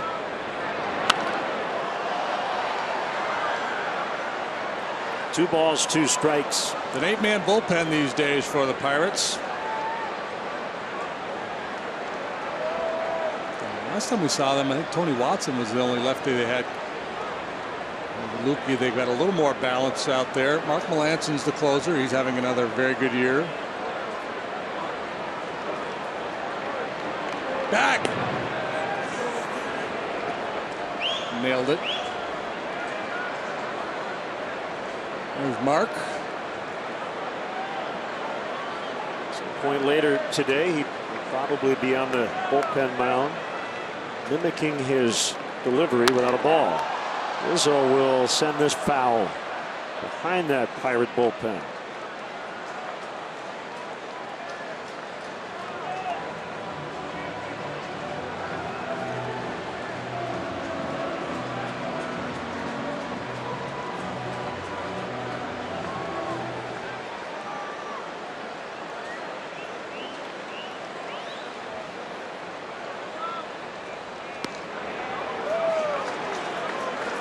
It's full, 3-2.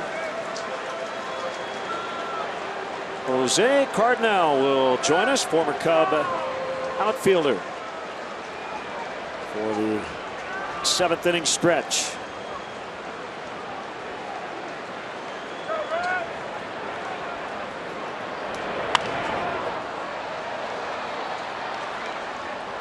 And I'm told he'll have a special guest helping him sing. Wonderful. Yeah, that'll be fun. Riz has not had a lot of success against left-handed pitching this year. He got the big home run off Oliver Perez, though, the other day in Washington. 2-run homer on a breaking pitch.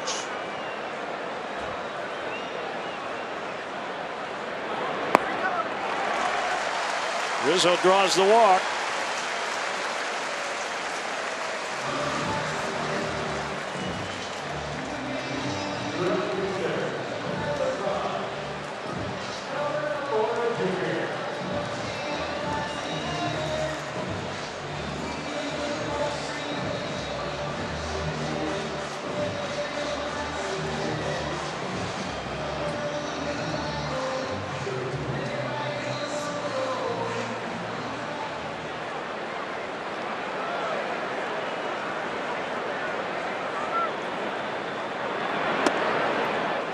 For ball 1.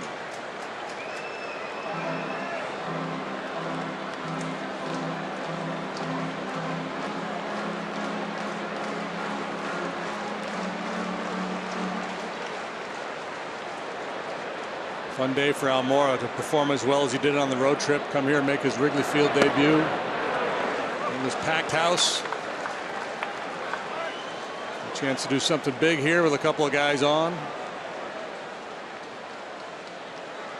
Searage out, right. I think, for the 3rd time today. A couple of visits with the starter Liriano in previous innings.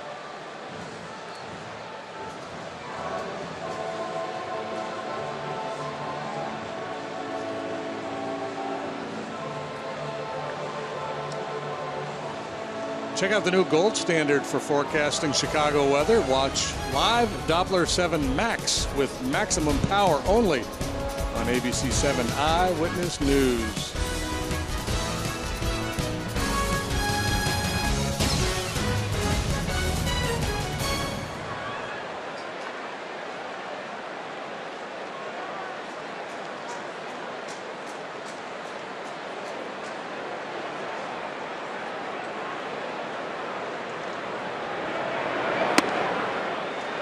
Three balls, no strikes.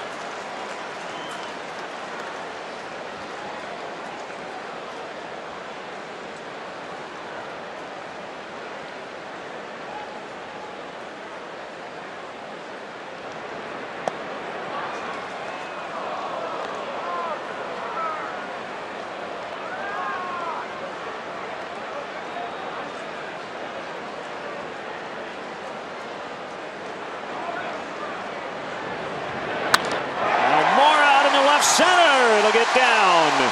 Zobrist will score. Rizzo on his way to 3rd. It is 4-0 Cubs. Wrigley Field debut for Albert Almora Jr.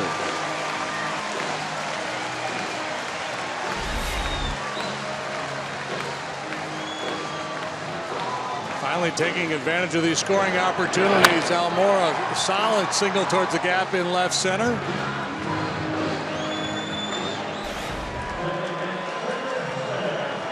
They're going to give him a double.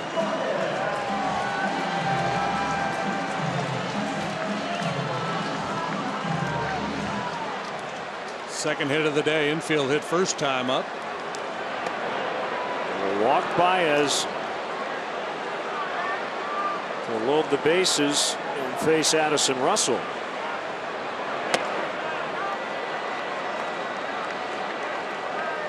Archimedes Caminero recently off the DL.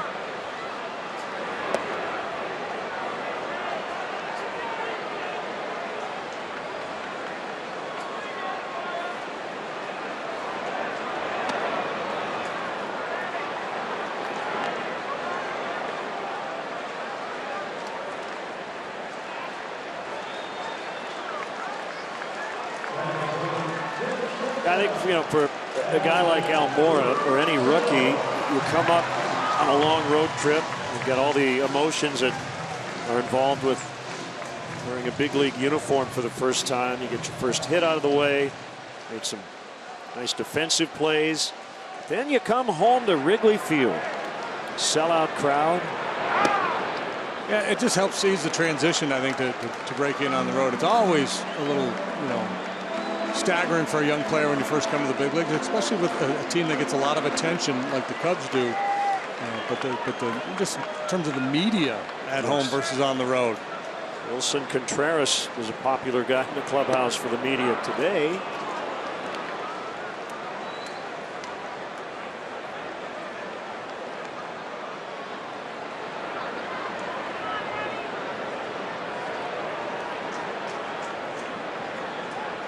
If he might get pinch hit it back a little later. Kind of thought when they walked by as they would go with Caminero here to face Russell.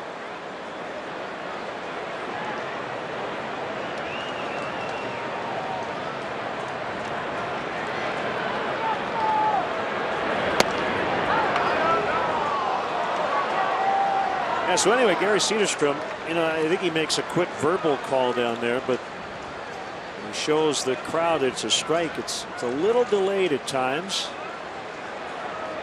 So for the scoreboard operator to put balls and strikes up there, gotta wait an extra beat. 3-2.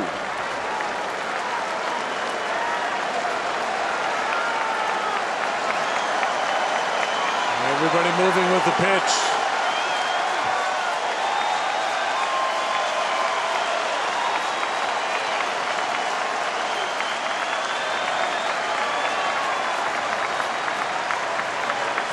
Runners go, and Russell fouls to the screen.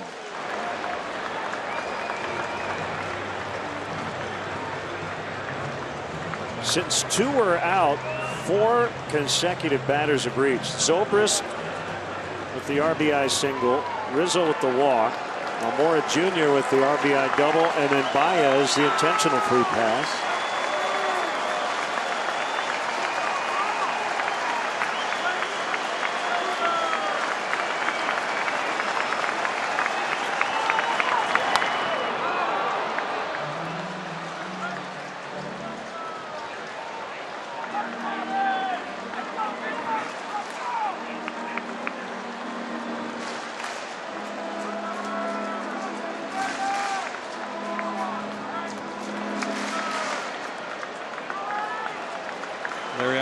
Walking 5 today.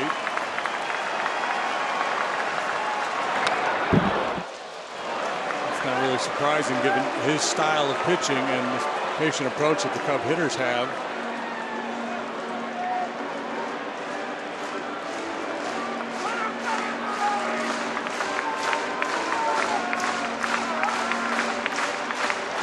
The only lefty Mariano had to deal with was Rizzo, and he hit him twice. I got it. Peter Chase. Peter Chase, Cubs media relations chief, with a barehanded pick in the press box.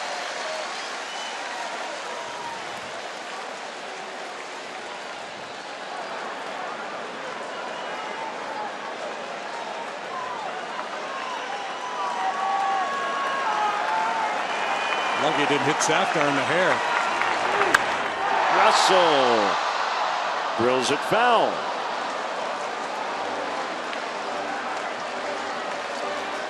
Luke,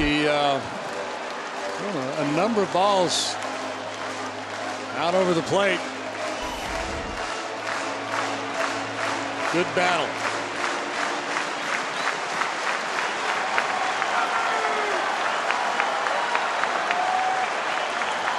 Another 3-2. Come on, Peter, get it again. Just to his right. And the crowd letting the press box know about it. Jason Carr, I don't think, got a hand on it. Yeah, it was a gentleman there on his right.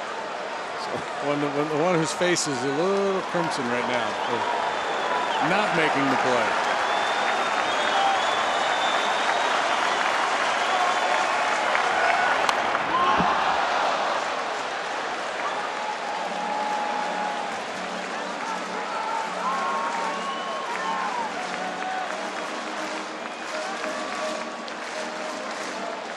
A little bit surprised they haven't tried to go short with a breaking ball, see if they can get him to chase something down in the dirt. This is starting to look a little Alex Cora-like. 18 or 19 pitch at bat against Matt Clement. He walked him, and he'll get an RBI. Rizzo will score. 13 pitch walk for Addison Russell. 5-0. That's probably the only pitch you're going to take there unless something was really well out of the zone, because you get in that mode the way Addison was. He's covering everything. He's protecting the outside part of the plate. He's trying to cover breaking pitch, but that fastball in becomes almost an automatic take when you're looking away. It appears we'll have a double switch, and this call to the pen is brought to you by Lakeside Bank. It's about time.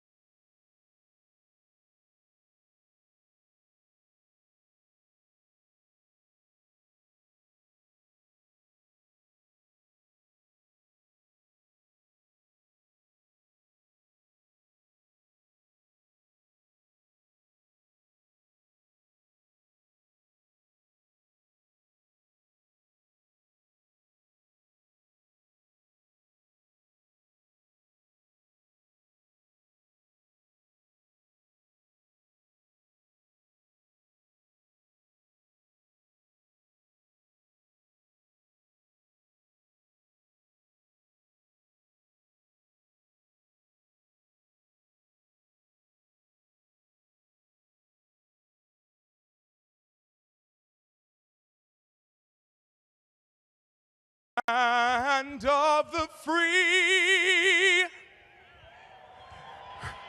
and the home of the brave. J.C. Brooks did a wonderful job with our national anthem earlier today. He and the Uptown Sound will be a part of Hot Stove Cool Music tonight over at Metro, as Sean Rodriguez comes in as part of a double switch with fireballing right-hander Archimedes Caminero. Earlier this season, he hit 2 Arizona Diamondbacks with pitches in the head. He got ejected for that, and then he ended up on the disabled list with a quad strain. Yeah, not a comfortable at bat, and big guy can rush it up there 100 miles an hour and isn't always sure where it's going. Bases loaded. Montero shoots it foul to left.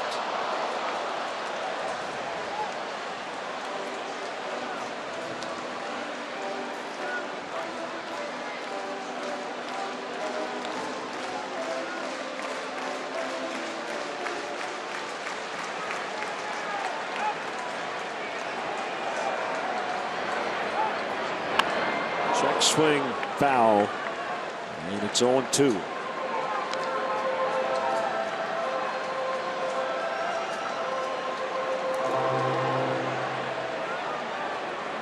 Montero 0 for 3 today. A couple of ground balls to second base. And last time up with the bases loaded, he hit a bullet to right, but for an out.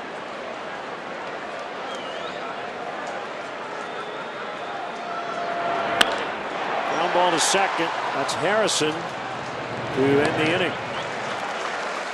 Cubs have broken it open.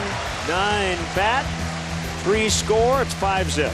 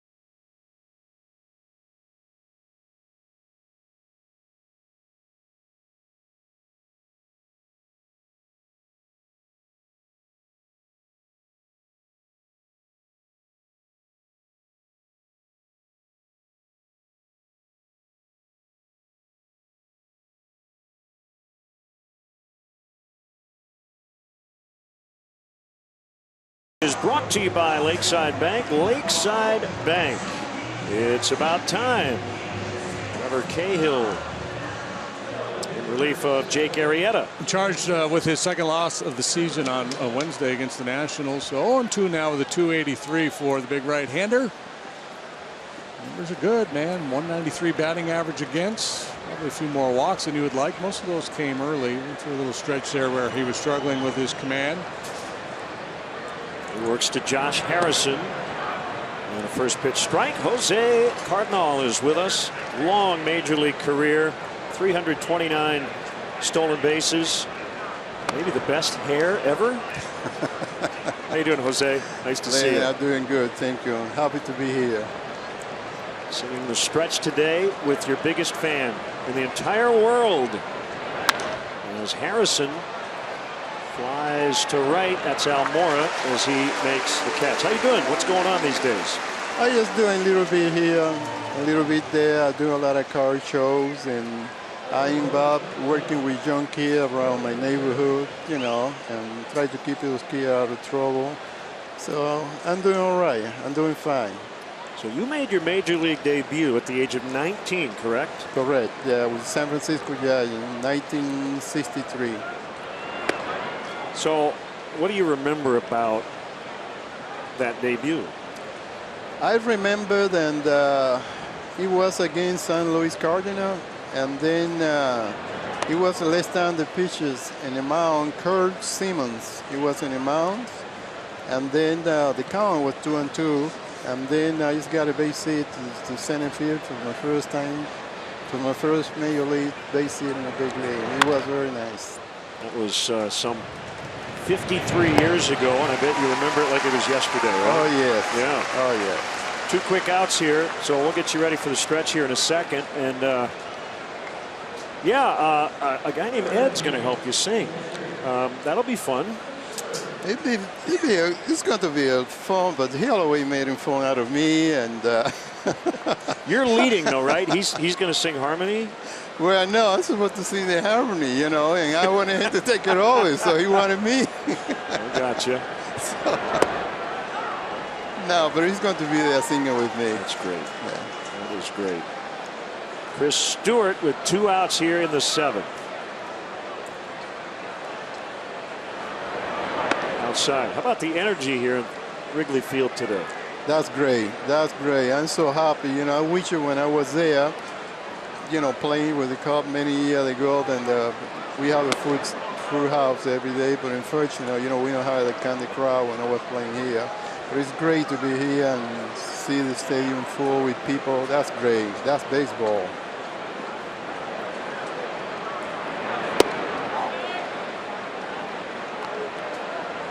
Count is 3-1.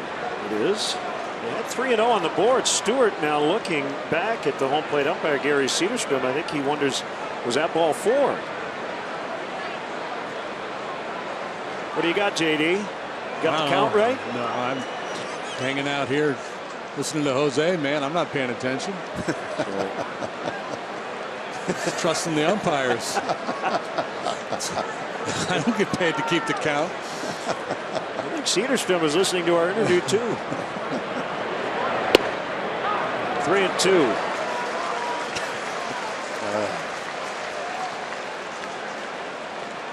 It's a beautiful park, you know. It's completely different than when I was playing here, man.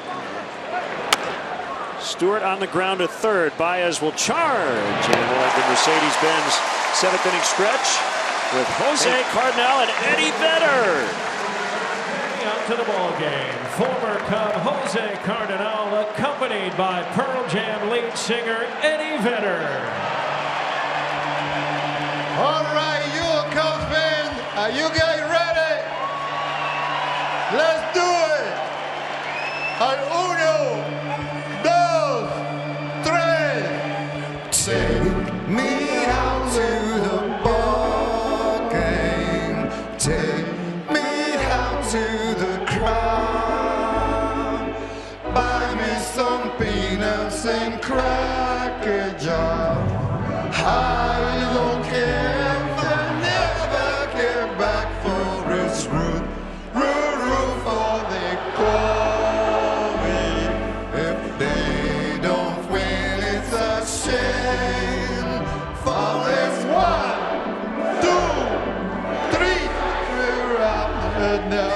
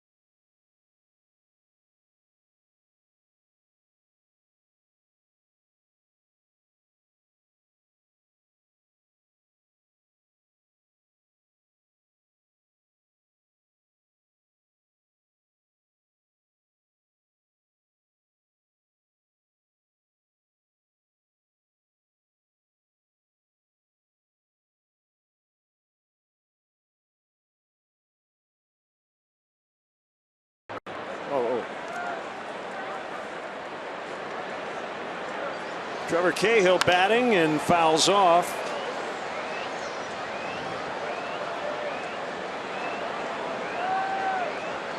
Sure, Trevor's relishing this plate appearance.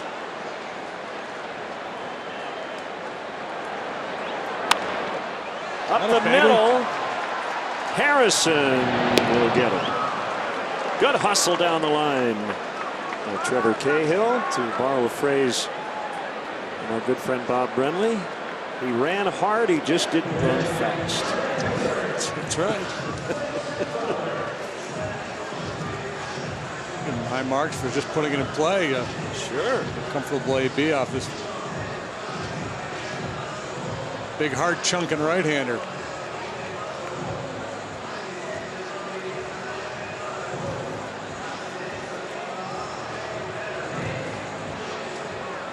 That was a fun stretch, wasn't it? Indeed. But inning went so fast I didn't get a chance to ask Jose. He finished his career with the Royals in 1980, so he would have been teammates with Clint Hurdle. That's right, and they talked before the game. Yep. Good call.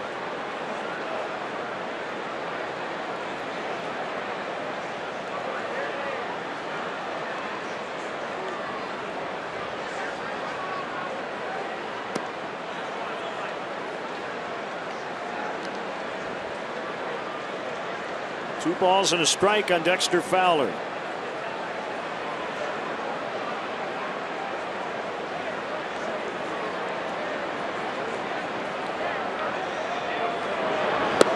Swing and a miss. 2-2.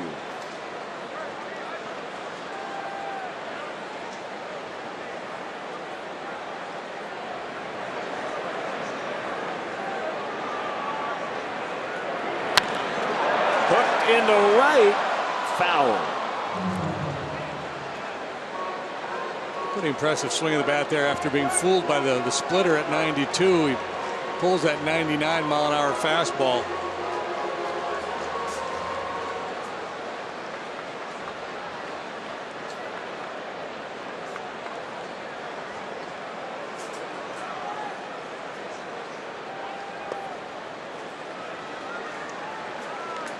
Count full.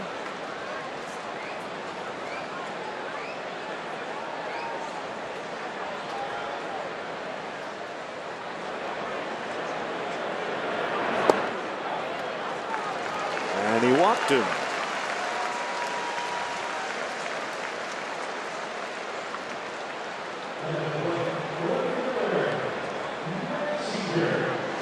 Time now for the Mercedes-Benz drive of the game. This set the tone early. Caesar with the second pitch at the bottom of the first for a two-run homer.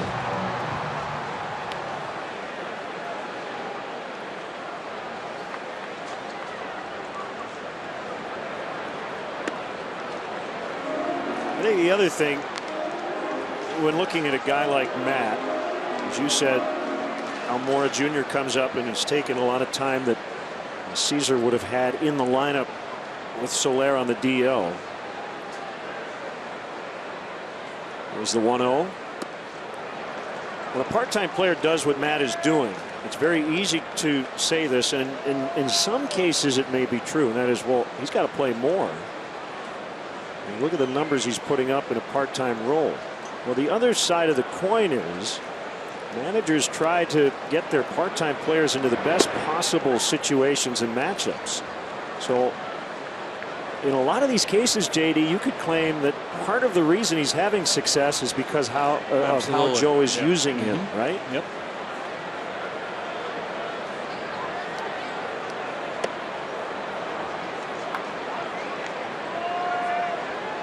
And the key for any bench guy is just to make sure you get them the occasional start, or at least a game where they get a couple of plate appearances. You want to give them a fighting chance when they're asked to come off the bench in pinch hit late in the ball game.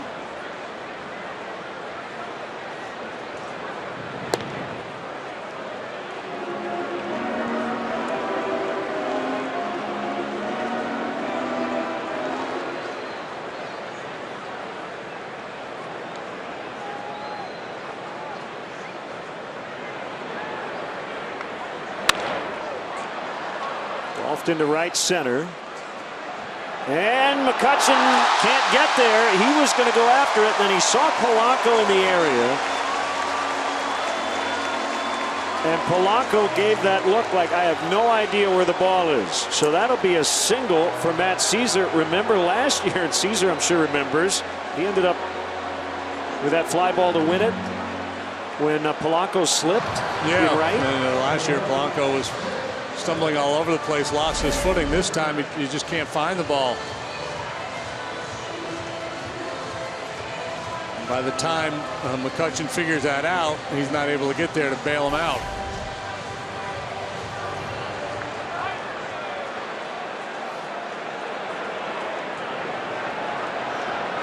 Zobrist with 2 on and only 1 out.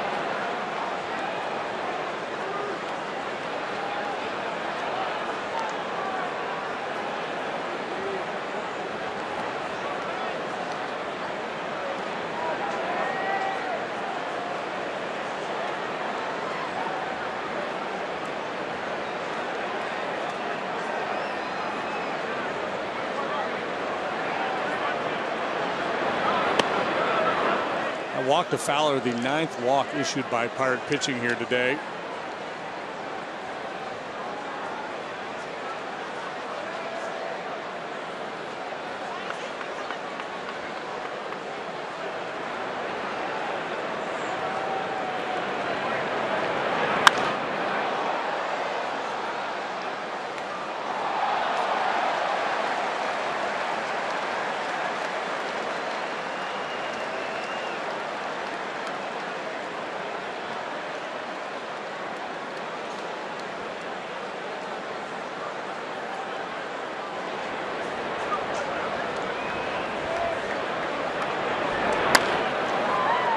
To Harrison, and he boots it. He will have time, however, to get Zobrist.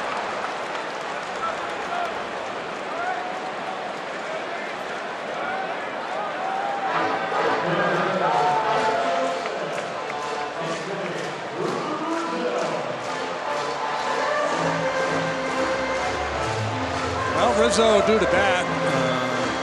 Assume they're going to put him on here.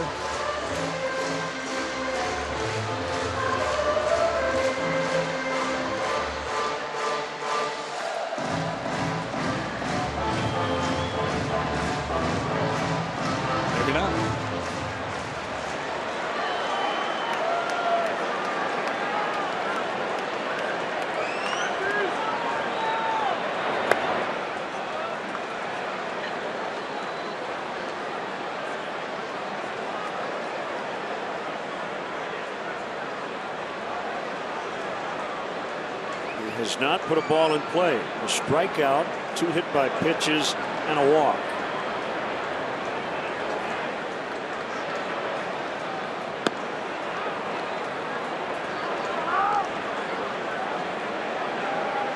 The shift on, Fowler taking liberties coming down the third baseline.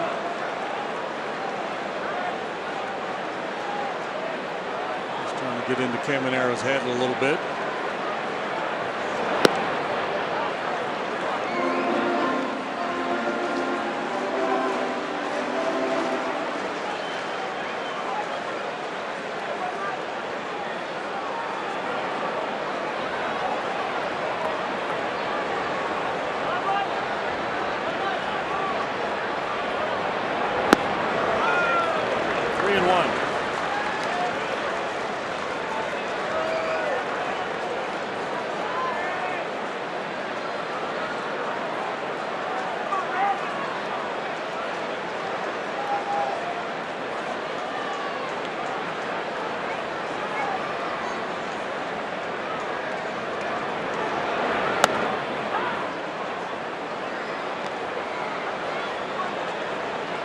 They thought he was getting the unintentional intentional.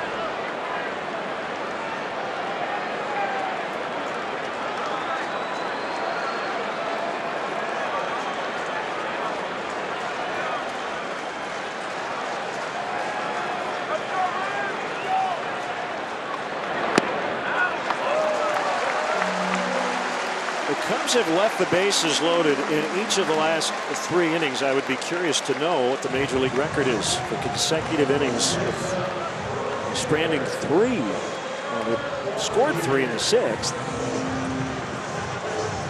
I don't know. Somebody will look it up. I've seen 4 straight innings, possibly.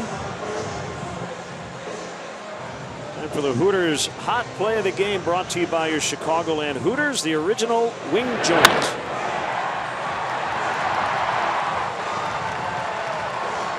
Good day for Albert Almora Jr. in his Wrigley debut. Single, walk, and that RBI double in the 6th. I would say getting comfortable, but he's looked comfortable from the day he arrived on the scene.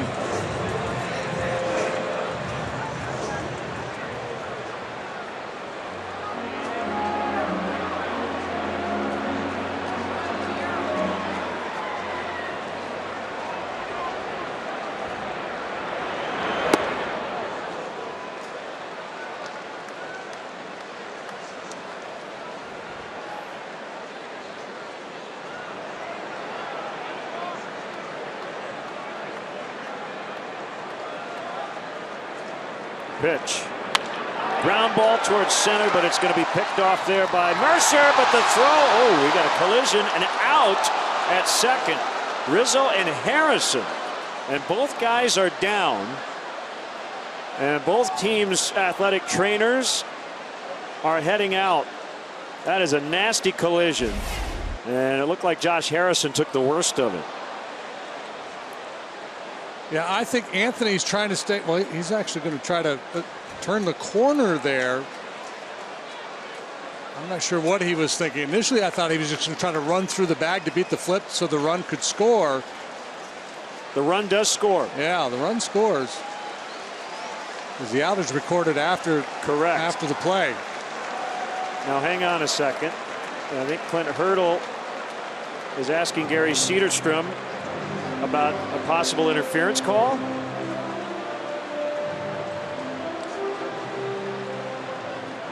And they're going to review it. They're going to review it together. You're going to keep him out on the field. So the grounds crew is actually dragging the infield, but the inning is not necessarily, well, it is over, right? It's just a matter of how they're going to score it. So why don't we take the inning break, and they'll figure out whether they're going to score or not. But the inning would be over no matter what. So we'll figure out if the Cubs lead 5 or 6-0 when we come back.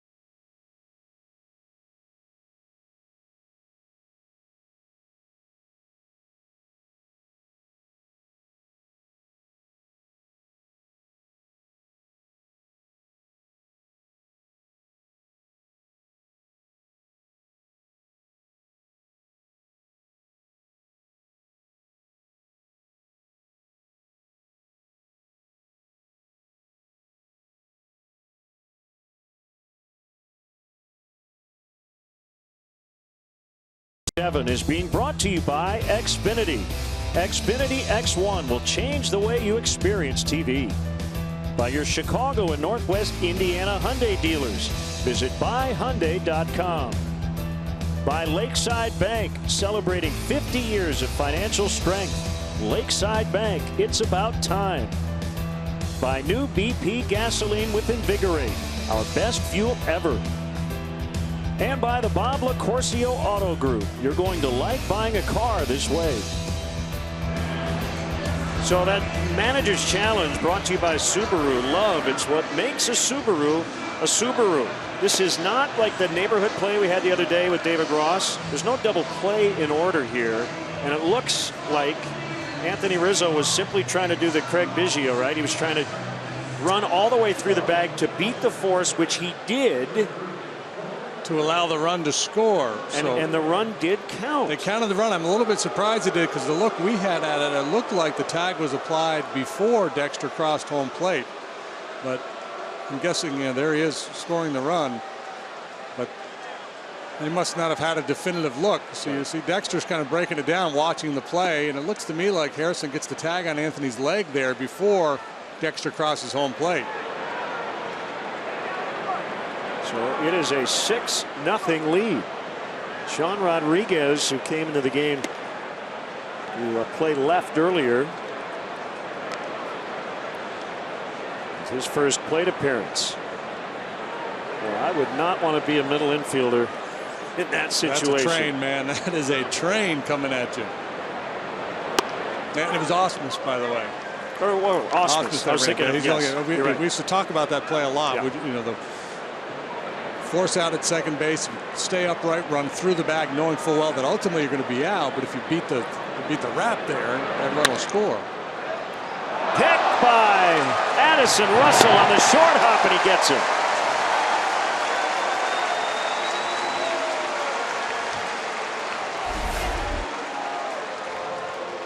Pretty sweet pick here by Russell. Down on his knees, and then up to make the strong throw. That is a big league play.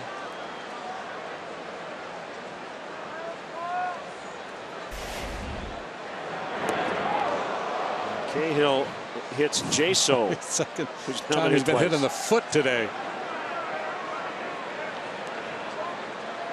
I believe Almora Jr. is that a fielder's choice? It should be a hit. I'd give him a right? hit. I think it's a knock.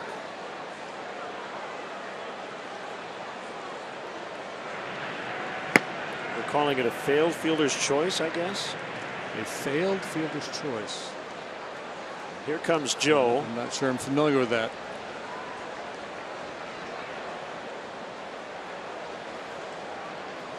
So the thinking would be that they had an out at first base if they wanted it, but opted to try for the out at second. Apparently. We'll get to the bottom of it. Call to the pen. Brought to you by Lakeside Bank. It's about time. Here's Travis Wood when we come back.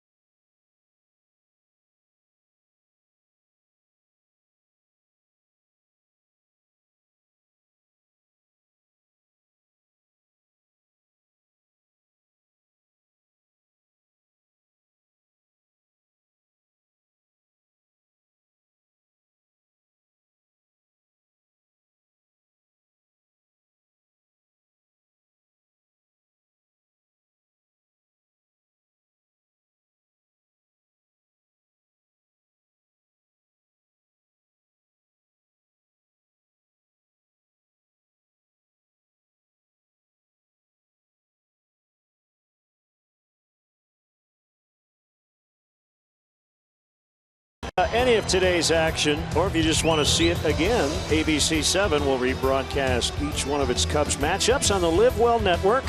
Today's encore of Pirates Cubs will be aired in its entirety beginning at 7 p.m. on ABC 7's digital channel 7.2 and those following cable channel positions.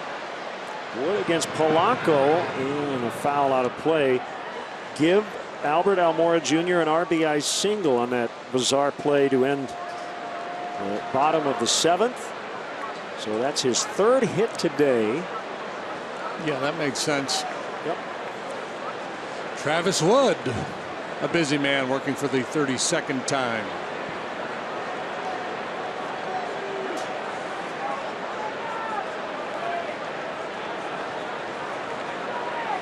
Oh, 0-1 on Polanco.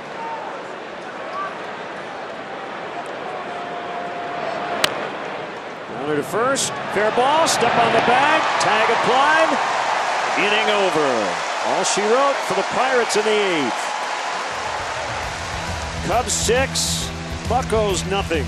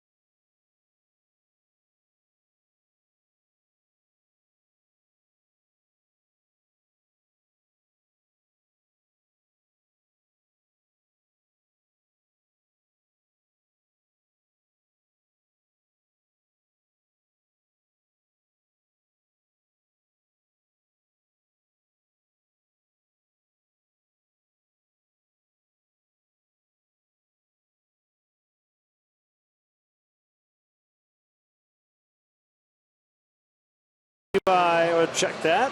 Let's take a look at the forward upcoming schedule for the Cubs. Night games tomorrow and Sunday, and then the Cardinals come in starting Monday night. It's your forward upcoming schedule. Now the pitching change brought to you by Lakeside Bank. Lakeside Bank, it's about time. Chicago area native Rob Scahill. Scahill splitting time between Pittsburgh and their AAA club this year. 14 times he has pitched for the big club. 4.70 ERA. Likes to sink the fastball. Go 93, 94 miles per. Mix in a hard slider. Roller smothered by Freeze, and a strong throw to get Javier Baez.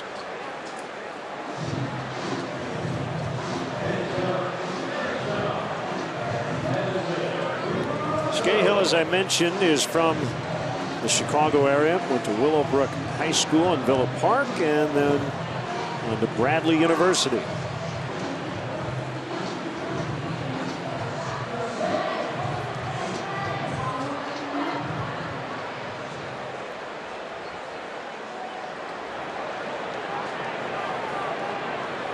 .62 righty delivers a fastball high on Russell. A win today, and Jake Arrieta would improve to 11-1. Tie Chris Sale for the major league lead in wins.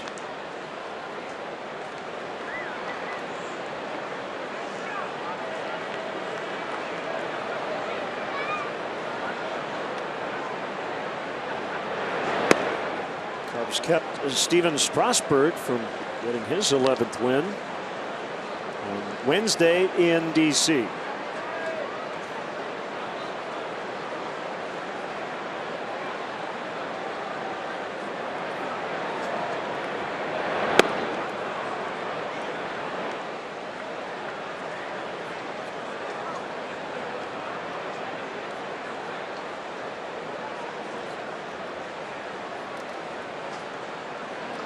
Let it eat. Good. Good sinking action there from Scahill at 93 miles an hour. Russell walked his last 2 plate appearances, drove in a run with a walk last time. We might see a major league debut. Looks like Wilson Contreras, if somebody can reach here, will get a shot.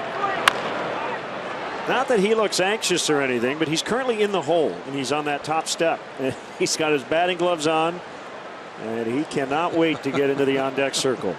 That's great. He's at the scorer's table ready to check in.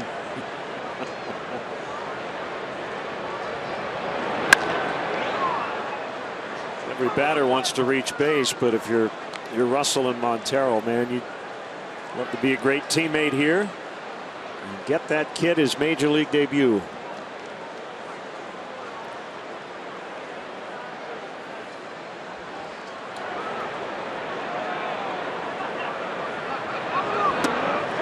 There's ball 4.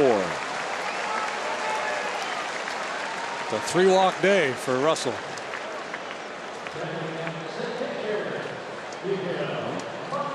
Contreras will get that chance as long as Miggy doesn't bounce into a double play. He's been on the ground 3 times to the second baseman today.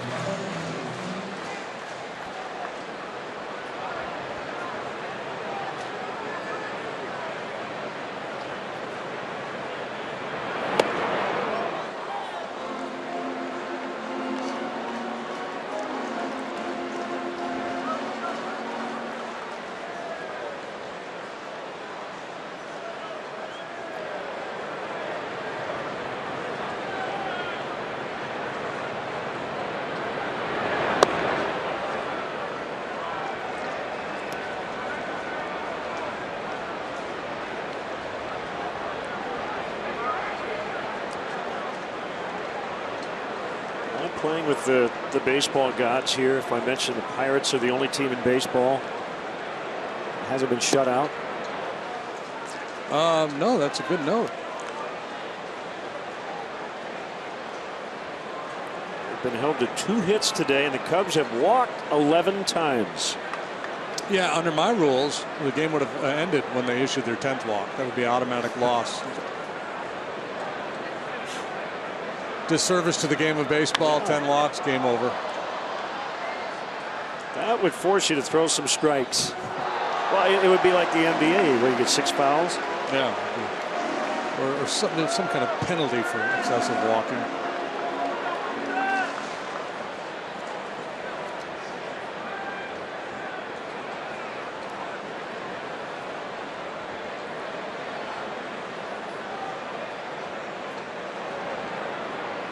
What if after every walk after the 5th walk, you get second base instead of first?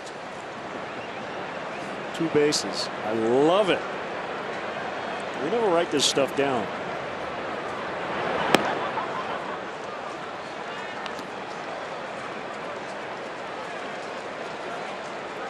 We'll call it Tag War. Ever see the movie Bang the Drum Slowly, the baseball theme? No. Yeah. No. They used to play Tag War. It was a card game. And Tag War stood for the exciting game without any rules. I like it. Line shot. Oh, no. Not that. No. That was not in the script. Oh, Wilson. We go to the 9th. That's all right. 6-0. It'll happen eventually.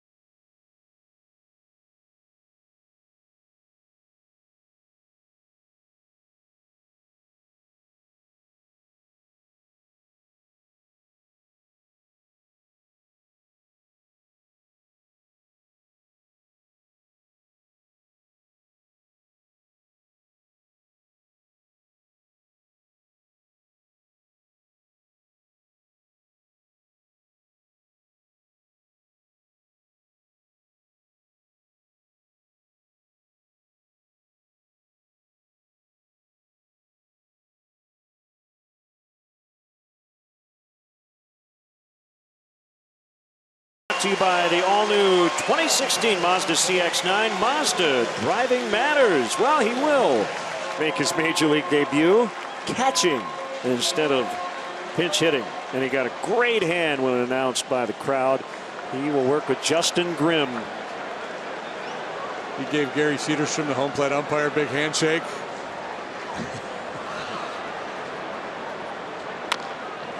Cuts and taps one, and Grimm will pick it up and not make a throw. Smart choice.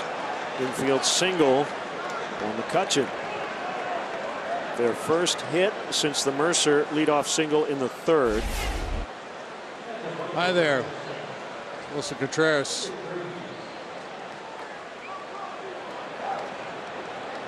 I'm pledging Delta, Delta, Delta. I want to make a clarification on the manager's challenge by Clint Hurdle earlier. Yes. The challenge was not about the run scoring. It was about whether it was a force or a tag at second.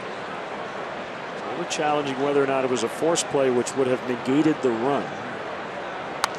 But it's interesting though, because if the tag is applied before the run crosses home plate, that would have negated the run. But that's, I guess, on replay. I don't know if would they have the ability to break it down and look at Fowler and the tag, you know, in a frame-by-frame sequence, close enough to be able to determine exactly when that tag was applied. Our best look from the long view looked like he was tagged, but you know, if you don't have a tighter look, it would be hard to know for sure. 2 strikes on Freeze.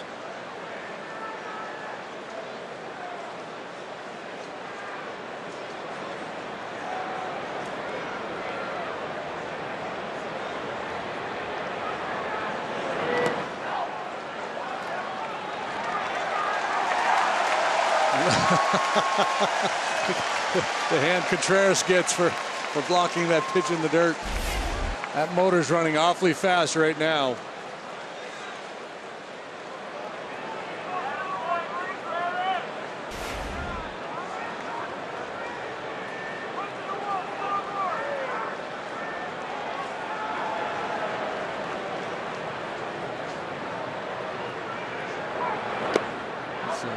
Ascension is really interesting. You know, breakout year last year, all of a sudden just ran up the prospect charts.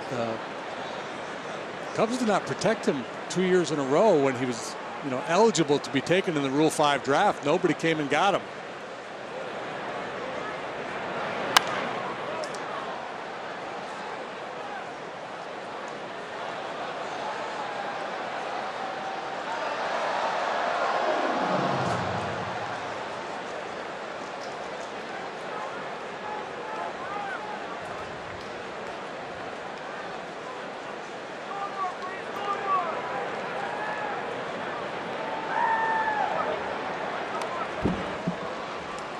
Get off me, baseball.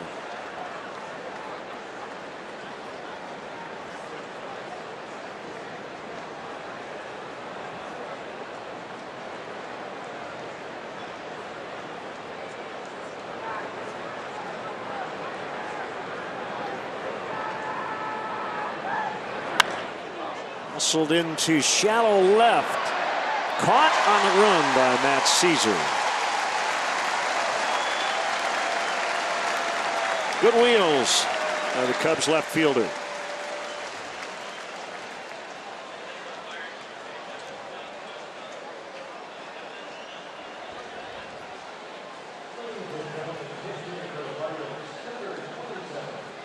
Jung Ho Kang will bat in the pitcher's spot. Since he made his season debut, he leads the Pirates in homers and RBIs. Been really good for them.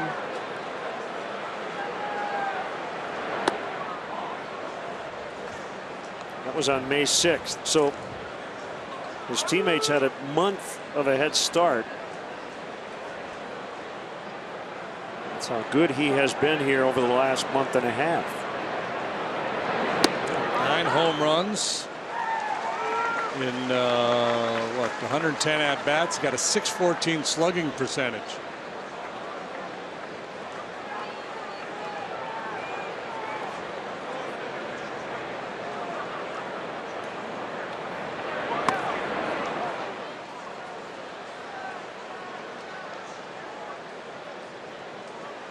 Came back after the knee injury last year. Chris Coughlin's slide in Pittsburgh. He was not available for the wild card game.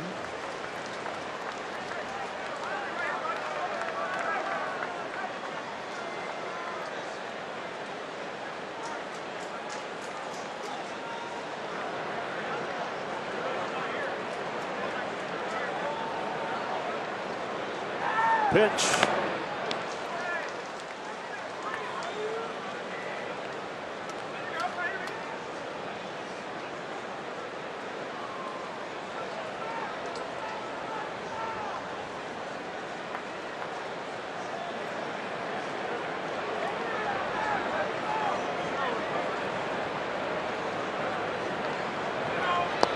Swing and a miss. Strike 3.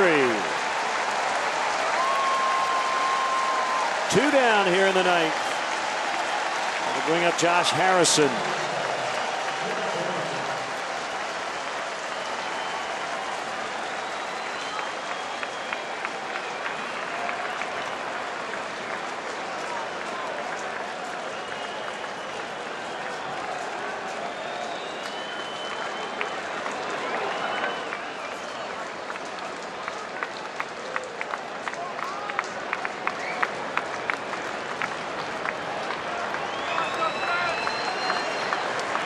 McCutchen takes off. Nobody covering. Defensive indifference. And now the runner at second. They want to talk signs.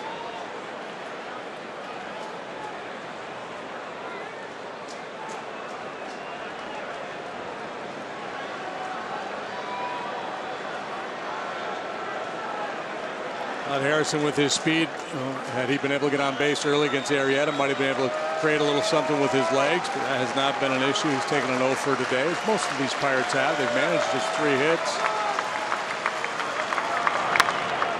Sprayed foul into the upper deck, and somebody made an error, and it fell into the grandstand. Not everybody could be Peter Chase. Back-to-back singles in the 3rd inning for the Pirates, and then nothing until the nothing in terms of base hits until the leadoff infield hit by McCutchen here in the 9th.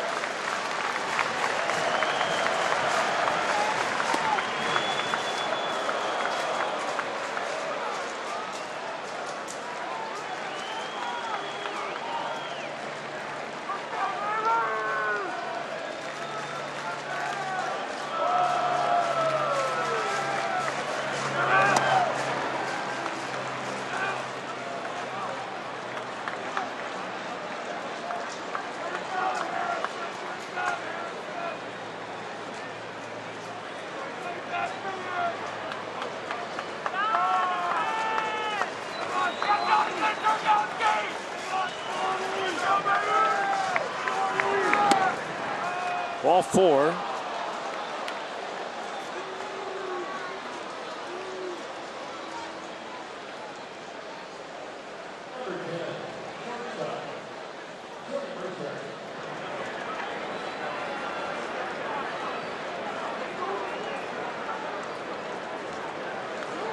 Many clean innings for Justin lately. He's had some struggles.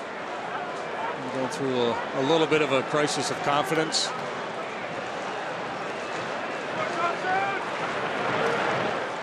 This one does get away from Contreras.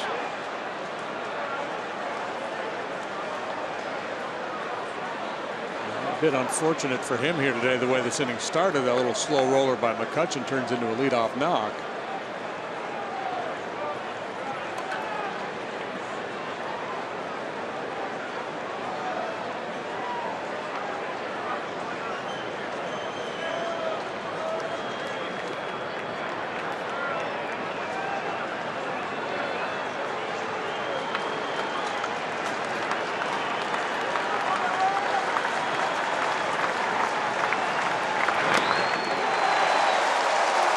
Ball, 1 strike.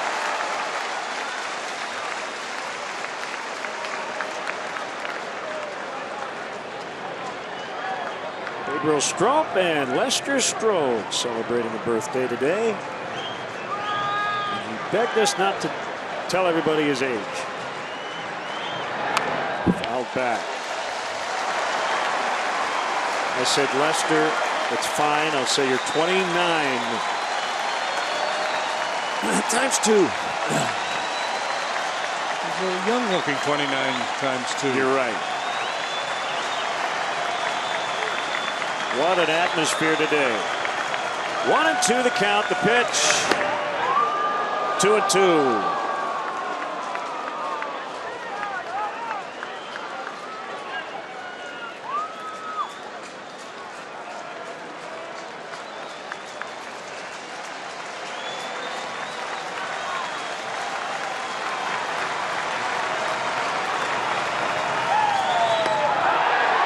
That's it. Cubs win.